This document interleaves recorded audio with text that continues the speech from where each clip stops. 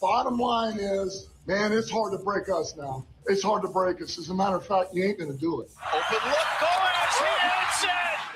What a play called by Tom Izzo in that timeout. I was 7 years old watching a football game by myself, and I saw those winged helmets come out of the tunnel, and I was hooked at that point. Kane in Chicago. Oh, my God. Kane with the overtime winner. Jahmyr Gibbs to the end zone. Touchdown, Detroit Lions. You can't cover that man one-on-one. You just can't do it. He drives, lobs to JD for a jam. You play real good, you start. You don't play as good, you work your way back in. It's the American way, except America has gotten soft. But that is the American way. That's the way it works. This is the 6'6" Kane Cunningham. Jameson Williams, he's got it. Touchdown, Lions. Now it's Larkin with a burst of speed. He scores.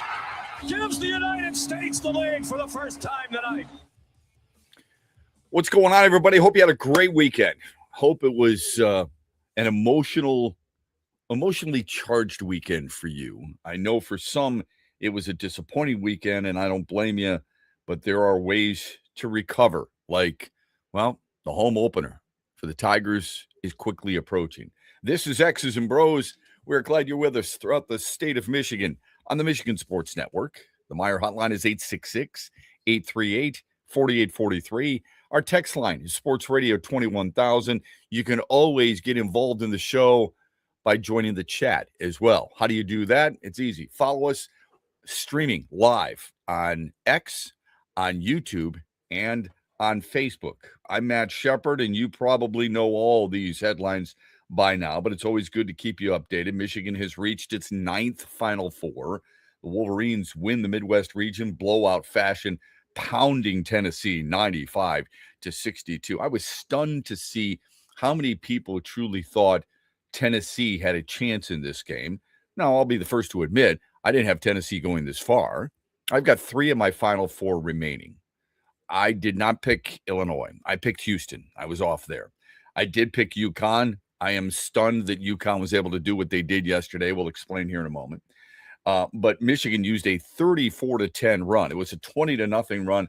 Extend that into a 34-10 first half run in Chicago. 11 wins for Michigan this year by 30 points or more.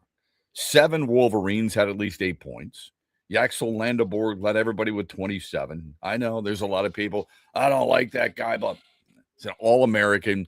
He's a finalist for the best player in the country. He's on a team that might win a national championship. You can not like him all you want. He hasn't done a lot that makes you say, oh, guy's a jerk and all this other stuff. That dude can flat out play. Ade Mara added 11. Trey McKinney chipped in 10. He was fantastic. Wolverines shoot 52%, and they scored 21 fast break points. Next weekend, they're going to clash with top overall seed Arizona in Indianapolis. The other semifinal is going to pit UConn and Illinois. The Illini knocked off Iowa. The Huskies stunned Duke, coming from 19 points down to win by 1. We'll talk about that. The theatrics there, just amazing, right? Landeborg, by the way, Elliot Cadeau, and Roddy Gale were named to the All-Midwest Region team following Michigan's win. It's not just Michigan basketball that is good. It is Michigan hockey as well. They beat Minnesota Duluth 4-3. They will play Denver in Las Vegas on April 9th. All right. They take an extra day, or an extra weekend, I should say, before they get rolling, because they want to avoid the Final Four in college basketball, and I don't blame them. The other semifinals, Wisconsin and North Dakota. Wisconsin there after an unthinkable comeback win over Michigan State the other night. We were at a party with friends of ours when that took place. I couldn't believe it. Michigan State's up 3-1 with, I think, 4:52 to go, and Wisconsin scores. I'm like, okay, just hang in there. Just be smart. You got one of the best goaltenders in the country, and so on. Best defensive player in the Big Ten, and a great coach. And then another goal, and you're like, holy crap. And then it goes to overtime, and then you just don't feel good at all. And it was a really bad goal.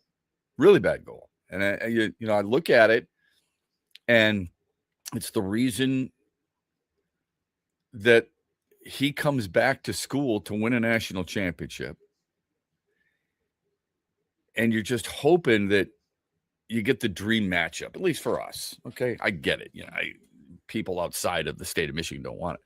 But how much would you love Michigan and Michigan State in the national championship game? It'd be unreal. And you just feel like they fell apart. And you start to wonder just a little bit about, if you're this good of a goalie and you're a draft pick of the Red Wings and you're a 3-time semifinalist for the Richter Award, how much does it truly matter? Where are the big stops when you need the big stops? And you just didn't have it. And it sucks. But it's Wisconsin and North Dakota in the other semifinal. Just so people know, Michigan has qualified for the Final Four and the Frozen Four in the same season for the 5th time ever in school history. They did it in 1964. They did it in 1992. They did it in 1993. And they did it in 2018. All right. The only other school to accomplish that, by the way, is MSU. MSU's done that twice. Western Michigan, unfortunately, their bid to repeat came to a screeching halt in a loss to Denver in Loveland, Colorado, in the regional final. Broncos were playing uphill the entire game. You watch that game and you're like, this is awesome. Can't wait to watch Western and Denver again. It's become a nice rivalry, and Denver scores 2 goals in the first 5 minutes and change, and you're like, wow, okay, that's a bummer.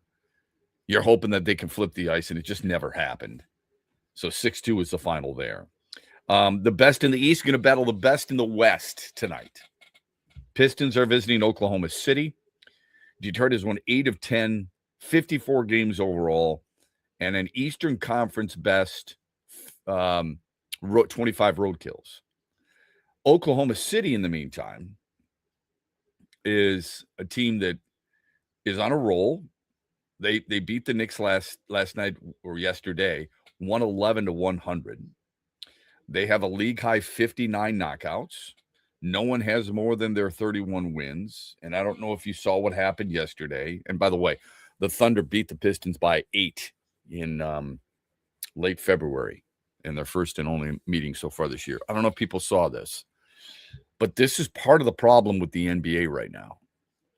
Because of social media, because of so many opinions, and because it is 24/7, you get highlights right away. Like you and I, if we're trying to follow along, if we're missing something, just look up the people on your feed and social media. You'll find it. You don't have to wait for SportsCenter. You don't have to wait for the local news. You find it right away. Shai Gilgeous-Alexander, during the game yesterday, put up a shot, and I wasn't watching the game. I'm not going to claim to say I watched all this game because I was watching, some golf a little bit, and obviously the college basketball.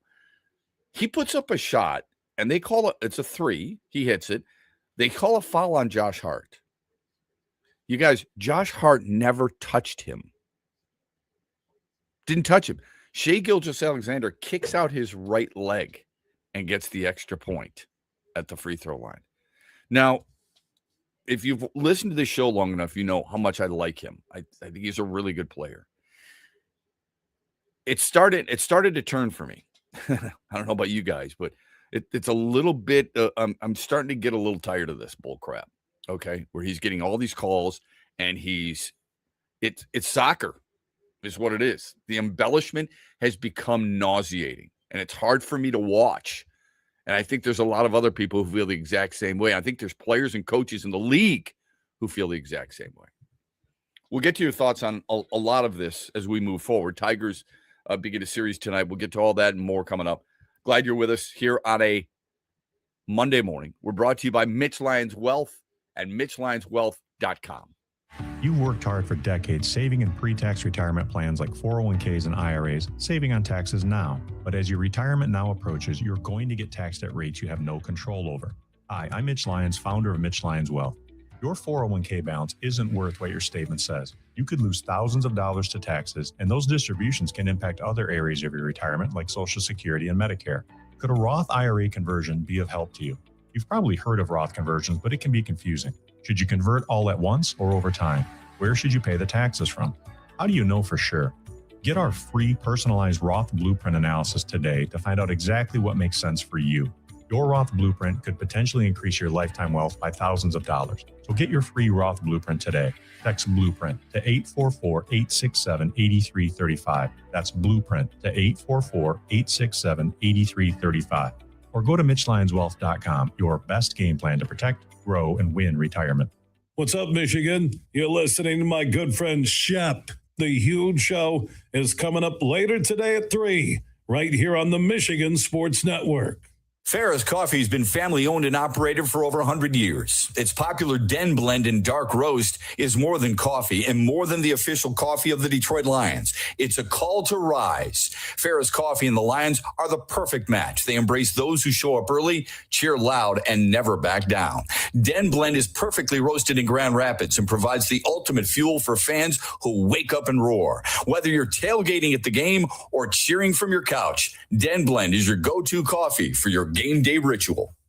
The Freddie the Pizza Man Foundation is dedicated to providing support to families and Michigan schools touched by autism. We invite you to join us in supporting these families and schools by making a donation at FreddieThePizzaMan.com. With your donation, you can help provide essential resources that can make a real impact. Visit FreddieThePizzaMan.com to make a donation and to learn more about the foundation's mission. That's FREDI, thepizzaman.com. Together, we can make a difference.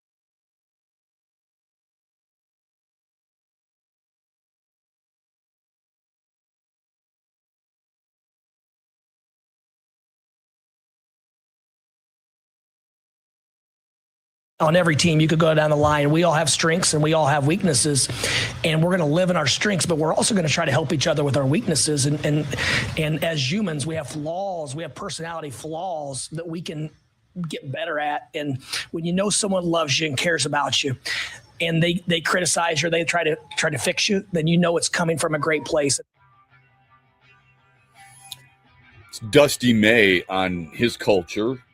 His team has reached the Final Four after a really impressive blowout win over Tennessee. That game was really never close. All right. I mean, if you want to count the first couple of minutes, go ahead. But it was really never close.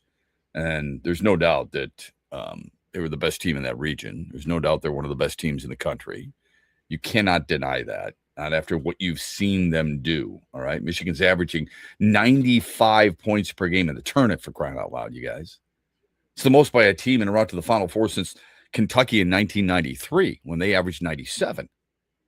It's the highest mark ever by a Big Ten team. Ranks third highest by any team in the tournament since they expanded in 1985. You cannot deny that. You may not like it. You may be upset about it. You may be frustrated. It may piss you off. And that's okay too. But don't deny how great they have been, and they have been great up until this point. I know a lot of you might be rooting for Arizona. I get it, and Arizona's really good. Arizona's got the length. They've got the strength inside, and they've got a really good backcourt, all right? The Big Ten in general, pretty flipping good. The Big Ten 5-0 against the SEC. SEC is, I don't know if it's the ACC in basketball. It used to be. I don't know if it is. It used to be ACC and Big East in basketball. Now everybody seems to just believe the SEC is the greatest conference in everything. In football, oops, sorry, the last three champions were Big Ten. In basketball, oops, Big Ten was 5-0 against the SEC in the tournament. Baseball, that's a different story. Okay? SEC probably is the best conference in baseball. Big 12 is pretty good too, but you understand where I'm going, right? It's not the Big Ten. It's not. And that's okay. Because people could say the Big Ten's the best conference in hockey. When you get Michigan and Michigan State both as 1 seeds, you get Wisconsin into the tournament, you get Penn State in the tournament. But think about this. The Big Ten, and I'm not a Big Ten honk, all right? I'm a MAC guy. But the Big Ten this year in the tournament, Iowa beat Florida 73-72. That's a 9 knocking off a 1. I don't care if they beat them by 1. What's the amount of points you need to impress you? The win is impressive enough. We're talking about the NCAA tournament here, and we're talking about a 1 seed and the defending national champion. 73-72, Iowa wins it. Purdue beat Texas by 2. Okay. It was a 2 against an 11. Texas was playing good ball. Anyway, Nebraska beat Vanderbilt by 2. Michigan beat Alabama 90-77, and then Michigan beat Tennessee 95-62. How do you like those numbers? Pretty impressive. Really impressive. We'll get to the NCAA tournament here in a moment. Let me just finish the headlines real quick and get to the Mitch Lineswell poll question of the day. Tigers are going to be opening up a 3-game road trip in Arizona tonight. Justin Verlander makes his first start as a Tiger since September 27th of 2017. He's going to go up against a Diamondbacks team that was just swept by the Dodgers. In case you were wondering, Verlander has made 10 starts in his career against the D-backs. He's 5-3 lifetime against them. Arizona's going to throw Mike Soroka. All right? Lastly, Gary Woodland runs away from the field at the Houston Open. He finishes at a tournament record 21 under par to win by 6 shots. It's his 5th win on the PGA Tour. His first win since 2019. It is truly one of the more inspiring and feel-good comeback stories you will ever hear. And while so many are talking about the Tiger Woods crash, again, his 4th vehicle mishap in his career. And so many are talking about that and looking at pictures and talking about that narrative. Can we put more of a stress on what Gary Woodland has come back from? Thought he was going to die because of a brain lesion. Can we talk about that comeback instead of one of a guy who keeps getting in car accidents and hurts his knee on a regular basis? Is that possible, or is the negativity associated with it just too much to overcome? Here's the Mitch Lyons Well poll question. The Big Ten will win the men's basketball national title, win the hockey national championship, win both, or win neither. Vote as often as you want at XB Mornings. We've tweeted it out. I will retweet it. In fact, I will do that right now at Shep Matt. And boom, there we go. Vote as often as you want, and the results come your way in the 8 o'clock hour yesterday. Now, as impressive as Michigan was against Tennessee, and they were to reach the Final Four, it sure looked like Duke was going to do it too. It sure looked like when Duke was up 19 with, end of the first half, I was like, this is more impressive than what Michigan did, only because of the competition. I mean, I think UConn's a really good basketball team. That's why I had them in the national championship game. I had UConn against Arizona. I'm not unique there. I'm just telling you what it was. So Duke led by 19 at the end of the first half. Duke led by 17 with 17 minutes to go. Duke led by 14 with 13 and a half minutes remaining. Duke led by 9 with just under 5 minutes to play. They led by 5 with a buck and a half to go. And they led by 2 with 1 second left. And then it happened. Turnover at midcourt leads to a transition deep three, like logo three from a freshman from Indiana. And you talk about stories. You talk about things that you dream of playing a Final Four in your home state, Mr. Basketball. And sometimes, not everything works out that way. I get it. But sometimes you cannot help but wonder if there are the basketball quote-unquote gods smiling down a little bit. Because it sure seemed like it for Braylon Mullins. He's the freshman who hit 1 triple in the game. 1. He took 5 3-point attempts. He's a good 3-point shooter, really good 3-point shooter. He took 5 3-pointers. He made his last one. He made his only one with under a second to play and move his team into the Final Four. Just incredible. And how unlikely was it? Yeah, exactly. Number 1 seeds. Let's put this in perspective if we can. Number 1 seeds in the NCAA tournament, when up by 15 points at the half, were 134-0. Let me repeat that. Number 1 seeds up 15 points or more at the half in the history of the NCAA tournament were 134-0 until yesterday.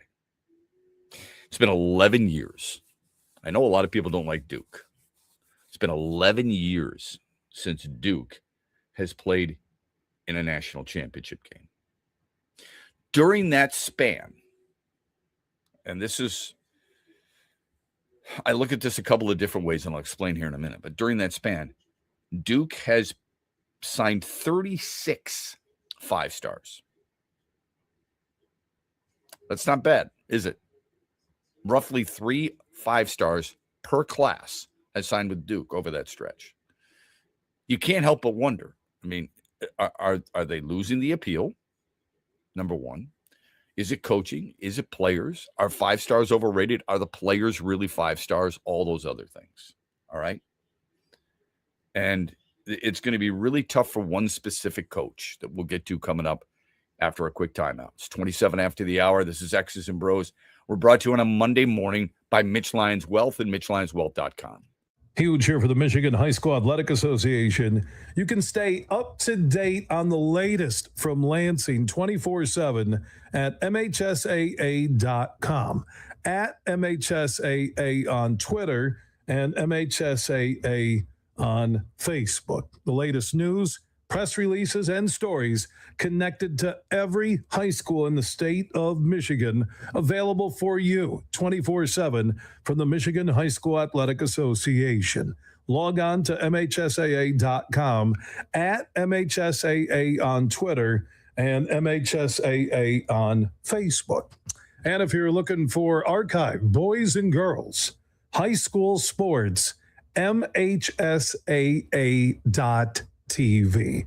That's MHSAA.TV. 24/7, everything you need to know about high school sports in Michigan. Log on to MHSAA.com. Hear that? That's the sound of saving a good deal more when you shop with M-Perks at Meijer. Some delicious Cosmic Crisp apples, money saved. Meijer Essential Paper Towels, that's money saved.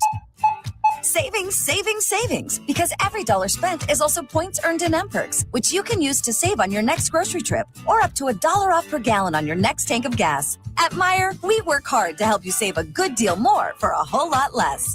That's bringing more good to life. Exclusions apply. See mperks.com for details. Farrah's Coffee has been family owned and operated for over 100 years. Its popular Den Blend and Dark Roast is more than coffee and more than the official coffee of the Detroit Lions. It's a call to rise. Farrah's Coffee and the Lions are the perfect match. They embrace those who show up early, cheer loud, and never back down. Den Blend is perfectly roasted in Grand Rapids and provides the ultimate fuel for fans who wake up and roar. Whether you're tailgating at the game or cheering from your couch, Den Blend is your go-to coffee for your game day ritual. What's up, Michigan? You're listening to Shep. Don't forget the huge show later today at 3 on the Michigan Sports Network.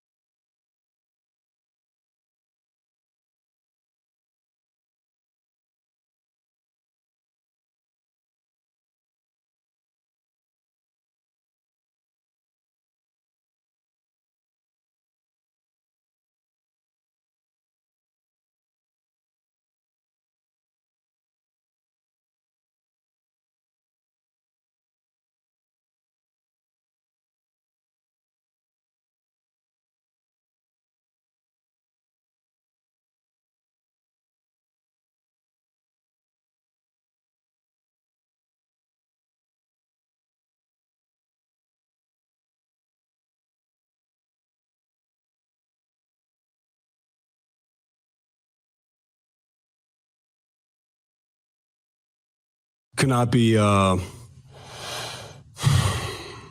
more disappointed and feeling for our guys at the same time of, just trying to process what happened. I don't have the words.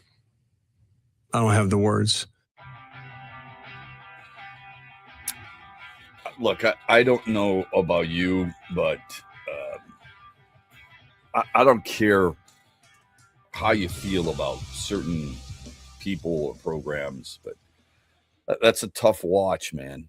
It's a tough watch watching Caden Boozer face the cameras and the microphones as a kid, as a freshman, and talk about how he made a mistake. Literally, all Duke had to do was hold on to the basketball. I mean, you inbound it and you hold on to it. You don't have a 10-second clock to beat. You don't have to worry about it. You don't have to worry about turnovers. The thing that you should be most worried about maybe is getting fouled. You don't have to advance the ball. Even if it were a jump ball with a second left, come on. But he tried to pass it over the top of two taller guys, and it was knocked back. It was a brilliant play by UConn, and they made an unreal shot. It is ironic. Christian Laettner's memorable shot came against UConn. And then UConn's memorable shot obviously comes against Duke. So is it fair to say there's a little payback there? I think so. In 1990, Duke beats UConn on a game winner in the Elite Eight. In 2026, UConn beats Duke on a game winner in the Elite Eight. I know there's a lot of people who despise Duke. They don't like it. For some reason or another, I think it's because of success. Those same people, if their team has success, they wonder why it's them against everybody. I've never had really a problem with Duke. I think people are just taught, hey, you don't like a team that comes with really good academics. I hope your school, whichever school that may be, has really good academics. I don't care if it's Indiana, Michigan State, Purdue, and engineering, whatever. I don't know if it's because they win a lot. I just mentioned 3 schools that happen to win a lot. Maybe it's because they've got good white players. That's what people have said in the past. Would you want Christian Laettner on your team? Yeah. Bobby Hurley? Yep. Cooper Flagg? Yep. For sure. All right. I don't know. Was it because of Krzyzewski? Generally, most people respected and liked him a lot. Is it because of John Shire now? I don't know what he's done that would make people despise him. But again, it's Duke, so people don't like it. That's fine. I mean, whatever. They get giddy over him being, Duke imploding, if you want. And to think that, the Duke freshmen, the Boozer twins, they were in second grade the last time Duke played for a title is pretty astonishing. When you use the word choke, I think you have to be very careful. I think it's more of an individual, a word that goes more to an individual. I envision golf, for example, missing some short putts down the stretch, letting the pressure get to you. Our team's choking. So, for example, when Michigan State lost to Wisconsin, that hockey game, is that a choke? I didn't see it as that. Some people did. So friends of mine who are all Spartan fans, by the way, is viewed as a joke. Couldn't handle holding on to a lead late in a game. Their definition, or something close to it. Okay. That's their prerogative. I don't view it that way. Did Duke choke against UConn? A lot of people would say yes. Look, even if you don't think it's a choke job, it's going to be a very difficult label for John Shire to live down right now. Because last year, they blew a 9-point lead against NC State in the Elite Eight. Or 2 years ago. I'm sorry. That was 2024. Last year, they blew a 14-point lead against Houston. Okay, in the Final Four. Remember? They blew a 19-point lead against UConn. So this may not be fair, but it is going to be something that is going to be asked about and discussed leading up into next season. There's no doubt about that. And I think some might argue next year's a massive year for them, for him specifically. And I don't doubt that. Meanwhile, Danny Hurley, who is constantly berated by fans for getting so angry at referees during a game, trying to intimidate referees, people's words, not mine, trying to intimidate referees during games. And he's not alone in that regard. Some of the greatest coaches of all time have done it. You don't think that was Bobby Knight, the way he goes about it? You don't think Bill Self does that? You don't think Mike Krzyzewski does that? Don't let the suit and tie fool you. Obviously, Bobby Knight, there's no question about that. You throw a chair across the free throw line. Anyway, I do wonder if people look at it, could be too early, but is he considered one of the greatest coaches of all time? I'm not saying he's the greatest. I'm not calling him John Wooden, all right? I'm just asking you if you think he's among the greatest coaches of all time. Since 2023, Danny Hurley has 2 national championships. He has 3 Final Fours. He's got a 17-1 record, and he's 17-1 for what it's worth against the spread. And the one loss, by the way, 17-1, the one loss was to Florida in the national championship game by 2 points. If you don't think he's one of the best coaches ever, he's at least one of the best coaching runs. He's on one of the best coaching runs ever. Is that fair? I hope so. How do you deny that? And at what point do you think people start to turn on this blue blood? UConn's a blue blood, right? I think we've had this discussion. Who are the blue bloods in college basketball? Duke for sure. North Carolina for sure. Kentucky for sure. Would you say UCLA? Absolutely, back from the Wooden days. I don't know if that carries over. I don't know if you still think that's part of it, because it's been a long time since Lou Alcindor, Bill Walton, and the like played there. So I get it. Indiana won 3 national championships with Bobby Knight. I don't know if that's considered blue blood, but if that's not, then it's hard to say some of our favorite teams are. Michigan State's made the NCAA tournament 28 consecutive years, and there's no signs of them slowing down. Haven't won a national title since 2000, but have won 2. Does that mean they're a blue blood? It's up to you to decide that, okay? UConn definitely is. They've got 5 national titles. They're 5-0 in championship games. If we're going to claim Michigan State to be a blue blood, if you're going to say Louisville's a blue blood, UConn has to be considered that, right? Look at what he's done. And to his credit, I know some people don't like him because of his demeanor. All right. He's a really intense guy. There are other coaches we've had who are really intense, who we in our space. Dan Campbell's an intense guy. You like him? Absolutely. Most people do. At least Detroiters is what I'm saying. Do you think J.B. Bickerstaff is an intense guy? He sure coaches like one, doesn't he? Is there anybody more intense than Tom Izzo? Was Mark D'Antonio intense? You don't think Jim Harbaugh was intense? I mean, come on. You're not going to like the intensity that he displays, but you're going to salute it for your guy. Be consistent. Anyway, some people don't like him because of that.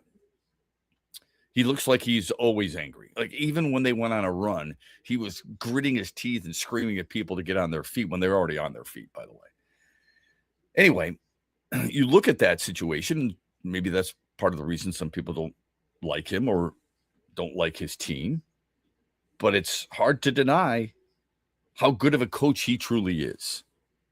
He's had one of the greatest runs in coaching history. And there's no sign of it slowing down by any stretch. That's how good he has been. And he's getting, obviously, really good players all over the country to do it. I don't know if you've ever been to Stores. Have you ever been to Stores, Connecticut? That's a tough sell. It's a quaint little place, but it doesn't make you go, oh, my God, I can't wait to do it. There's going to be so much to do here, because there's not. And yet he gets the best player from Indiana. How does that best player from Indiana get out of Bloomington, get out of West Lafayette, get out of the Big Ten? That's the Big Ten footprint. How does he go and play for UConn? And this UConn team finds a way. You can call it luck. Go right ahead. That's fine. They don't care. I hate to tell you, you're not insulting them by any stretch. If anything, you're giving them more food. Our phone number on the Meijer hotline is 866-838-4843. The text line is Sports Radio 21,000. Then you fall into this. Is it about what team won or did a team lose? Did Duke lose that game or did UConn win the game? UConn won a play. They made a play, didn't they? They kept playing. We hear all the cliches all the time, and we use them too. We use the cliche of it's not over until it's over. Thanks, Yogi Berra. Play until the final whistle, right? That's what we want. We want our teams to play through. Shep, he's got to run through the bag. Okay? Shep, you got to hustle all the way because you may prevent an icing. So give it your all. Fair enough. Run every route like it's your last. Okay. Play to the final whistle. UConn played to the final whistle. They believed in themselves. They made a play. And then the kid hit an unbelievable shot. One of the more incredible shots in recent memory. And for a freshman to do that, how awesome was that? They put 4 in double figures, by the way. And he was, with that triple made, he reached it. On the other hand, there are people who feel like Duke choked or blew it. Let me ask you this. Can two things be seen true at the same time? Can Duke could have choked it away and UConn, played to the final whistle and made the play? Can you do both? Yeah, I think you can. Did UConn create the opportunity? That's how I look at it. UConn kept playing. Sure, it was a lapse in judgment on the part of Duke. But what UConn did was they kept believing, they kept trying, and they made a play. They actually made 2. The knockaway and then the beautiful pass from Caravan, because he could have been selfish and tried to take it himself, but he gave one more. Understood the situation, understood the clock, did not panic. That's a senior for you. A senior who's been there, done that. One more who had a better look. And then Braylon Mullins, the freshman from Greenfield, Indiana, made the shot. Incredible theater. It's moments like that. It's moments like Iowa against Florida that makes you go, this is why I love this tournament so much. There's a lot of moments like that during this year's tournament already, but especially those moments. So, when, let's face it, it's one of the few events where you actually stick around after the game is over. You don't click, I'm done. It's going to be a late night jump. I'm going to bed. You want to see what? One shining moment, don't you? Absolutely. Everybody does. And with it, you're going to see that shot. You're going to see the Iowa shot. You're going to see a lot of different things where guys make plays. You're waiting to see that one more time. Hey, saw this over the weekend. And again, the phone lines are open for you. Meijer hotline 866-838-4843. Khalif Raymond, the former Lion, is now a Chicago Bear. This is what he said about going to Chicago. I wanted to play in Ben's offense. He's extraordinarily creative, and honestly, you can be in any spot on the offense, and he will find a way to get you the ball. Just to be under him is a great privilege. Does that say anything specifically about Dan Campbell, about Drew Petzing, the new offensive coordinator, who, in fairness to Drew Petzing, it's not like there's been an opportunity for Khalif Raymond to play for him, because he hasn't. He hasn't been able to play for him yet, obviously. But what does that say? That right there, that quote will be played up big time for those who are starting to doubt the Lions. If the Lions struggle offensively at any point, because let's be honest, neither you nor I, nor anybody were excited about the Drew Petzing hire. When that was announced that he's going to be the new offensive coordinator, people are looking around going, what? Who the hell is that? That's true. Now, since that time, you've done some research. Since that time, you've heard some people talk about him. You've heard other coaches talk about him. You've heard Dan Campbell and Brad Holmes talk about him. Okay. So maybe it has eased your concern. Maybe it's more about, well, I want to see the type of players they have instead of just the offensive coordinator, which is fair as well. But when you have a former player, he's not knocking the Lions. He's just talking more about Ben Johnson. And when Ben Johnson is a guy who's won the division, he's one of the better coaches in the league already, many people feel, even though he's only done it for a year. It's funny how we'll wait for players. You've got to be shown over and over and over again. For coaches, we'll quickly jump on that proverbial bandwagon, won't we? Especially if it's something that we've already believed in. In other words, you didn't want him to leave, or you're upset that he left because it's within the division. So you're trying to find a way to either knock the team that let him go or knock him.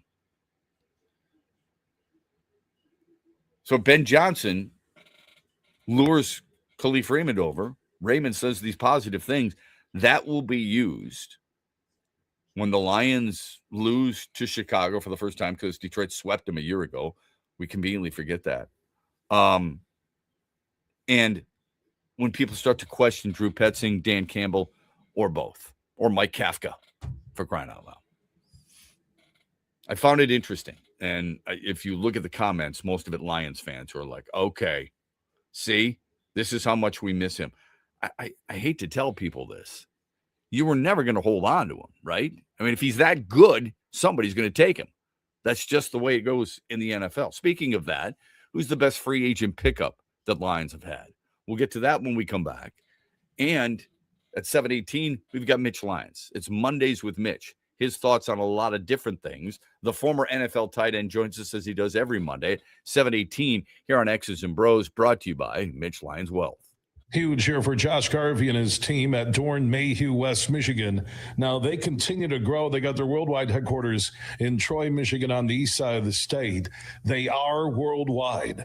They are the leaders when it comes to accounting, CPA, and business needs. Simple and easy. Just Google Dorn Mayhew. And also, Josh Garvey joins me every Tuesday as we talk hoops with former Michigan and Cleveland Cavaliers head coach John Beilein. Tuesdays, 5 p.m., Josh Garvey, Coach Beilein, and myself, we talk Michigan, Michigan State, and the Pistons. Talking hoops happens all the way through the NBA Finals. And could you imagine if the Pistons are in the NBA Finals? If you ever have a hoops question for us, you can drop it at Huge Show on Twitter, The Huge Show on Facebook, and Talking Hoops every Tuesday at 5 p.m., presented by one of the world's top accounting, CPA, and business firms, Dorn Mayhew.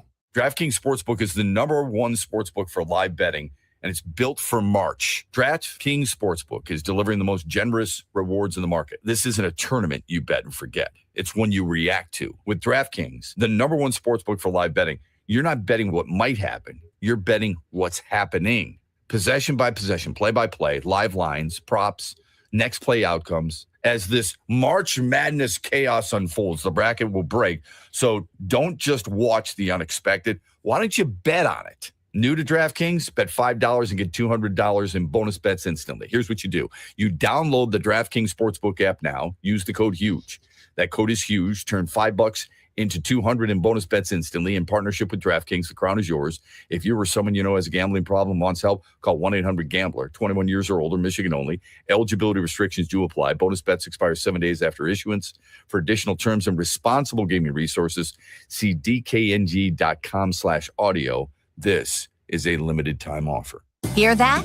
That's the sound of saving a good deal more when you shop with M-Perks at Meijer. Some delicious Cosmic Crisp apples, money saved. Meijer Essential Paper Towels, that's money saved. Savings, savings, savings. Because every dollar spent is also points earned in M-Perks, which you can use to save on your next grocery trip or up to $1 off per gallon on your next tank of gas. At Meijer, we work hard to help you save a good deal more for a whole lot less. That's bringing more good to life. Exclusions apply. See mperks.com for details. From Grand Rapids, Kalamazoo, Muskegon, Petoskey, Charlevoix, Traverse City, Cadillac, Lansing, and beyond, you are listening to X's and Bros with Matt Shepard only on the Michigan Sports Network. Van Andel Institute Purple Community is a grassroots fundraising network powered by the dedicated volunteers who support VAI's mission to improve human health now and in the future. When you raise funds through the Van Andel Institute Purple Community, 100% of the proceeds go directly to the Institute's research into diseases like cancer and Parkinson's, as well as VAI's science education programs. Learn how you can get involved at purplecommunity.org.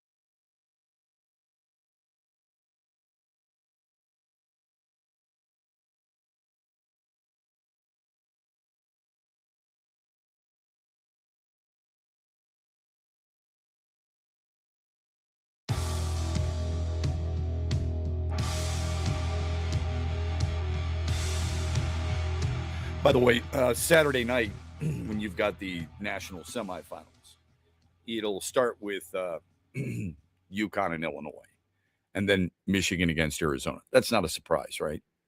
You have the number 1 seed in Arizona, the number 3 1 seed in Michigan. They want to hold you. They want your late night ratings, of course. So that's not a surprise. Welcome back, X's and Bros, Monday through Friday, 6 until 9, throughout the great state of Michigan. We're brought to you this hour by Meijer. You can join us in the chat via YouTube, via Twitter or X, or Facebook. You can call us on the Meijer hotline, 866-838-4843, and you can text us, Sports Radio 21,000. This Thursday, 3 to 7, at Soaring Eagle Casino and Resort and their Sportsbook Ascend, that's got one of the best burgers you'll ever have, by the way. My friend Bill Simonson, The Huge Show, will broadcast live from there. If you show up between those hours, you can sign in and you can register to win the ultimate VIP sports package. You're going to go Friday. You're going to stay the night at Soaring Eagle. If you win, you and a friend will stay the night at Soaring Eagle. Friday, you'll go to downtown Detroit. You'll watch the Tigers home opener. You'll stay in Metro Detroit. Saturday morning, you'll take a private jet to Indianapolis. You'll go watch not one, but 2 basketball games. You'll watch Illinois play UConn and then Michigan against Arizona. You'll jump back on the private plane and you'll fly home, stay the night in Metro Detroit, and then be taken back to Soaring Eagle. 3 to 7 this Thursday. Be there in person. Watch Billy do his thing. It's fun. It's a good watch. Trust me when I tell you that. Speaking of good, we talked about this last week, and I think a lot of people were stunned.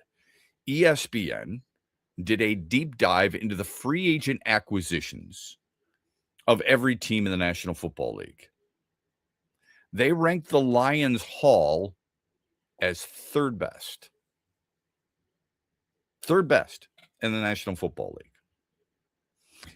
Where have they found value?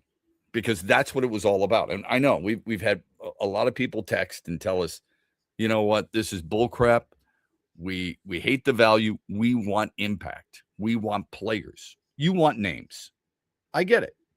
I'm not saying you shouldn't. I'm just telling you that's basically what you want. You got DJ Wanham and Peyton Turner. You don't know who the hell they are. I get it.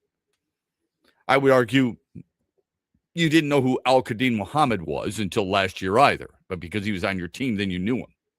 You didn't want Marcus Davenport, did you? Hell no. Is it an upgrade? Is DJ Wanham and Peyton Turner an upgrade over Al-Qadim Muhammad and Marcus Davenport? Al-Qadim Muhammad had 11 sacks a year ago. Wanham had some productive years, but that was back in 2021, 2020, when he was drafted in the 4th round. Davenport didn't play hardly at all. Okay? For what it's worth, and I don't think it's worth much, Peyton Turner was a former first-round pick. I don't care. When people say that to me, 2021, he's a first-round pick of the Saints. What do I care? He's 6'6", 270. He's got 35-inch arms. What do I give a crap? I want to know what he can do. What is his production? That's more important than anything else, right? Draft day, it's important on draft day where you get drafted.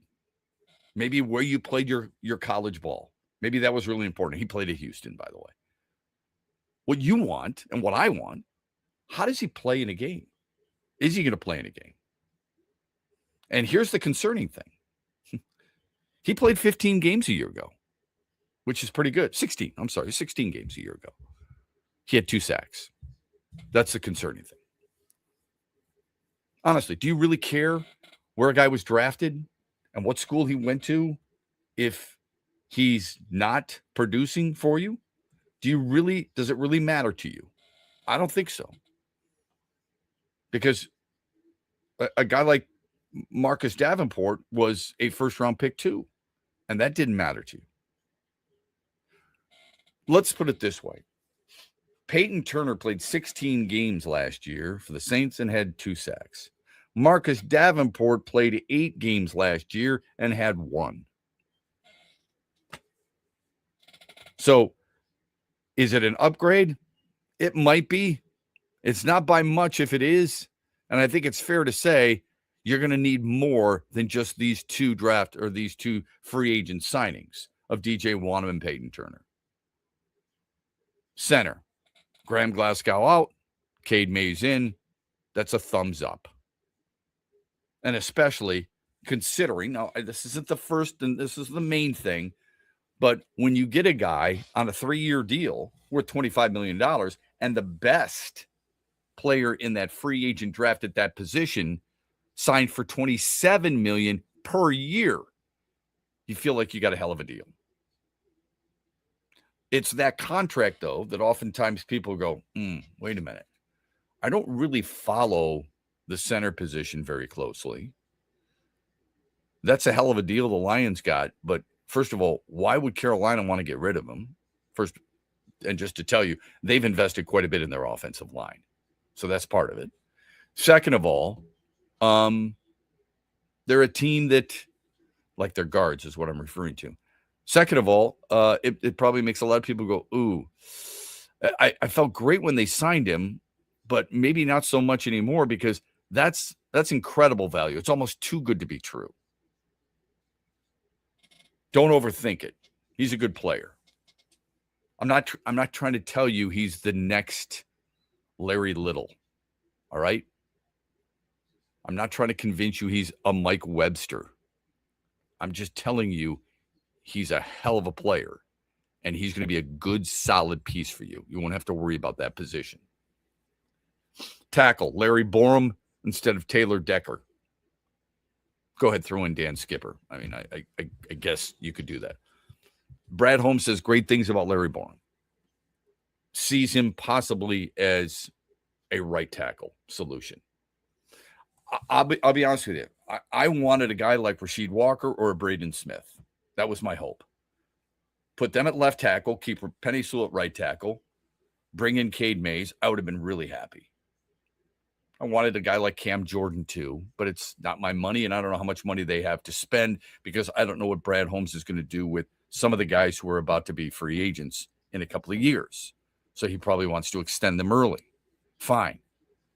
What I don't get is why Rasheed Walker ended up signing a 1-year deal for $10 million in Carolina and why Braden Smith signed a 2-year deal worth $25 million. That seemed odd to me. But this is the market. This is what we're not privy to that you hope Brad Holmes is privy to. I mean, my immediate thought was, are you kidding me? 1 year, $10 million for Rasheed Walker? Go get that. Jump in on that. Give him $11 million and put him at left tackle.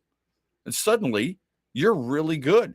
You got a right tackle, a right guard, a center, and a left tackle, and maybe a guy like Miles Frazier or a Ben Barch can play left guard for you.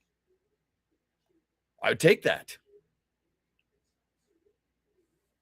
So are you better with Larry Borum than you are Taylor Decker? That's a hard thing to convince somebody because Decker's a left tackle and Borum's not. Can we call it a push? But you're going to need additional resources at that position. Roger McCreary or Amik Robertson. I like Roger McCreary, especially because Roger McCreary comes at a cap hit of $1.26 million. I think you're going to like him. I think he's a good player. This is a guy who's played over 3,000 defensive snaps since he was drafted in the second round a few years ago. He's made 38 starts. Okay? This dude can play. So that's a good pickup, and people are overlooking that. Isaiah Pacheco over David Montgomery. People are unsure of that. Pacheco at $1.8 million. I think he's going to be a good pass blocking running back. I think he's going to get tough yards. I think he runs hard. He doesn't turn it over. I actually like that. My point is, and Ty Conklin over Shane Zylstra, I think that's an upgrade. I was trying to find a way why ESPN thought they were doing so well. And after a little bit more research, you recognize, yeah, maybe they did do okay. Not that they're third best, but they did do okay. When we come back, we'll do better than okay. We'll do really well with a guy like Mitch Lyons. He joins us. It's Mondays with Mitch here on X's and Bros, brought to you by Meijer. Mitch Lyons here, founder of Mitch Lyons Wealth, where we create your best game plan to protect, grow, and win retirement. I'm here with Tiger legend Kirk Gibson, who we are proud to support and partner with on the newly opened Kirk Gibson Center for Parkinson's Wellness. Thanks, Mitch. We appreciate your support, and we are excited to have recently opened the center in Farmington Hills. It provides exercise therapy and educational programs that are helping the Parkinson's community. Just like Mitch Lyons Wealth helps improve the quality for their clients' retirements, this center helps improve the quality of life for people with Parkinson's. And Gibby, the best part of all is that access to the center is available to the Parkinson's community free of charge, right? That's right, absolutely free of charge for people with Parkinson's and their care partners. You hit a couple of the most famous home runs in Major League history, Gibby, but I feel that your greatest hit will be the positive impact the Kirk Gibson Center is making in the fight against Parkinson's. Mitch, since my diagnosis, I get up every day and focus on winning that day. This center encourages others to do the same. Awesome, Gibby. To learn more, go to kirkgibsoncenter.org. Hear that? That's the sound of saving a good deal more when you shop with M-Perks at Meijer. Some delicious Cosmic Crisp apples, money saved. Meijer Essential Paper Towels, that's money saved. Savings, savings, savings. Because every dollar spent is also points earned in M-Perks, which you can use to save on your next grocery trip or up to $1 off per gallon on your next tank of gas. At Meijer, we work hard to help you save a good deal more for a whole lot less. That's bringing more good to life. Exclusions apply. See mperks.com for details. Huge here for Van Andel Institute Purple Community. Now, they're a grassroots fundraising network powered by the volunteers who support VAI's mission to improve health now and in the future. Learn more at purplecommunity.org.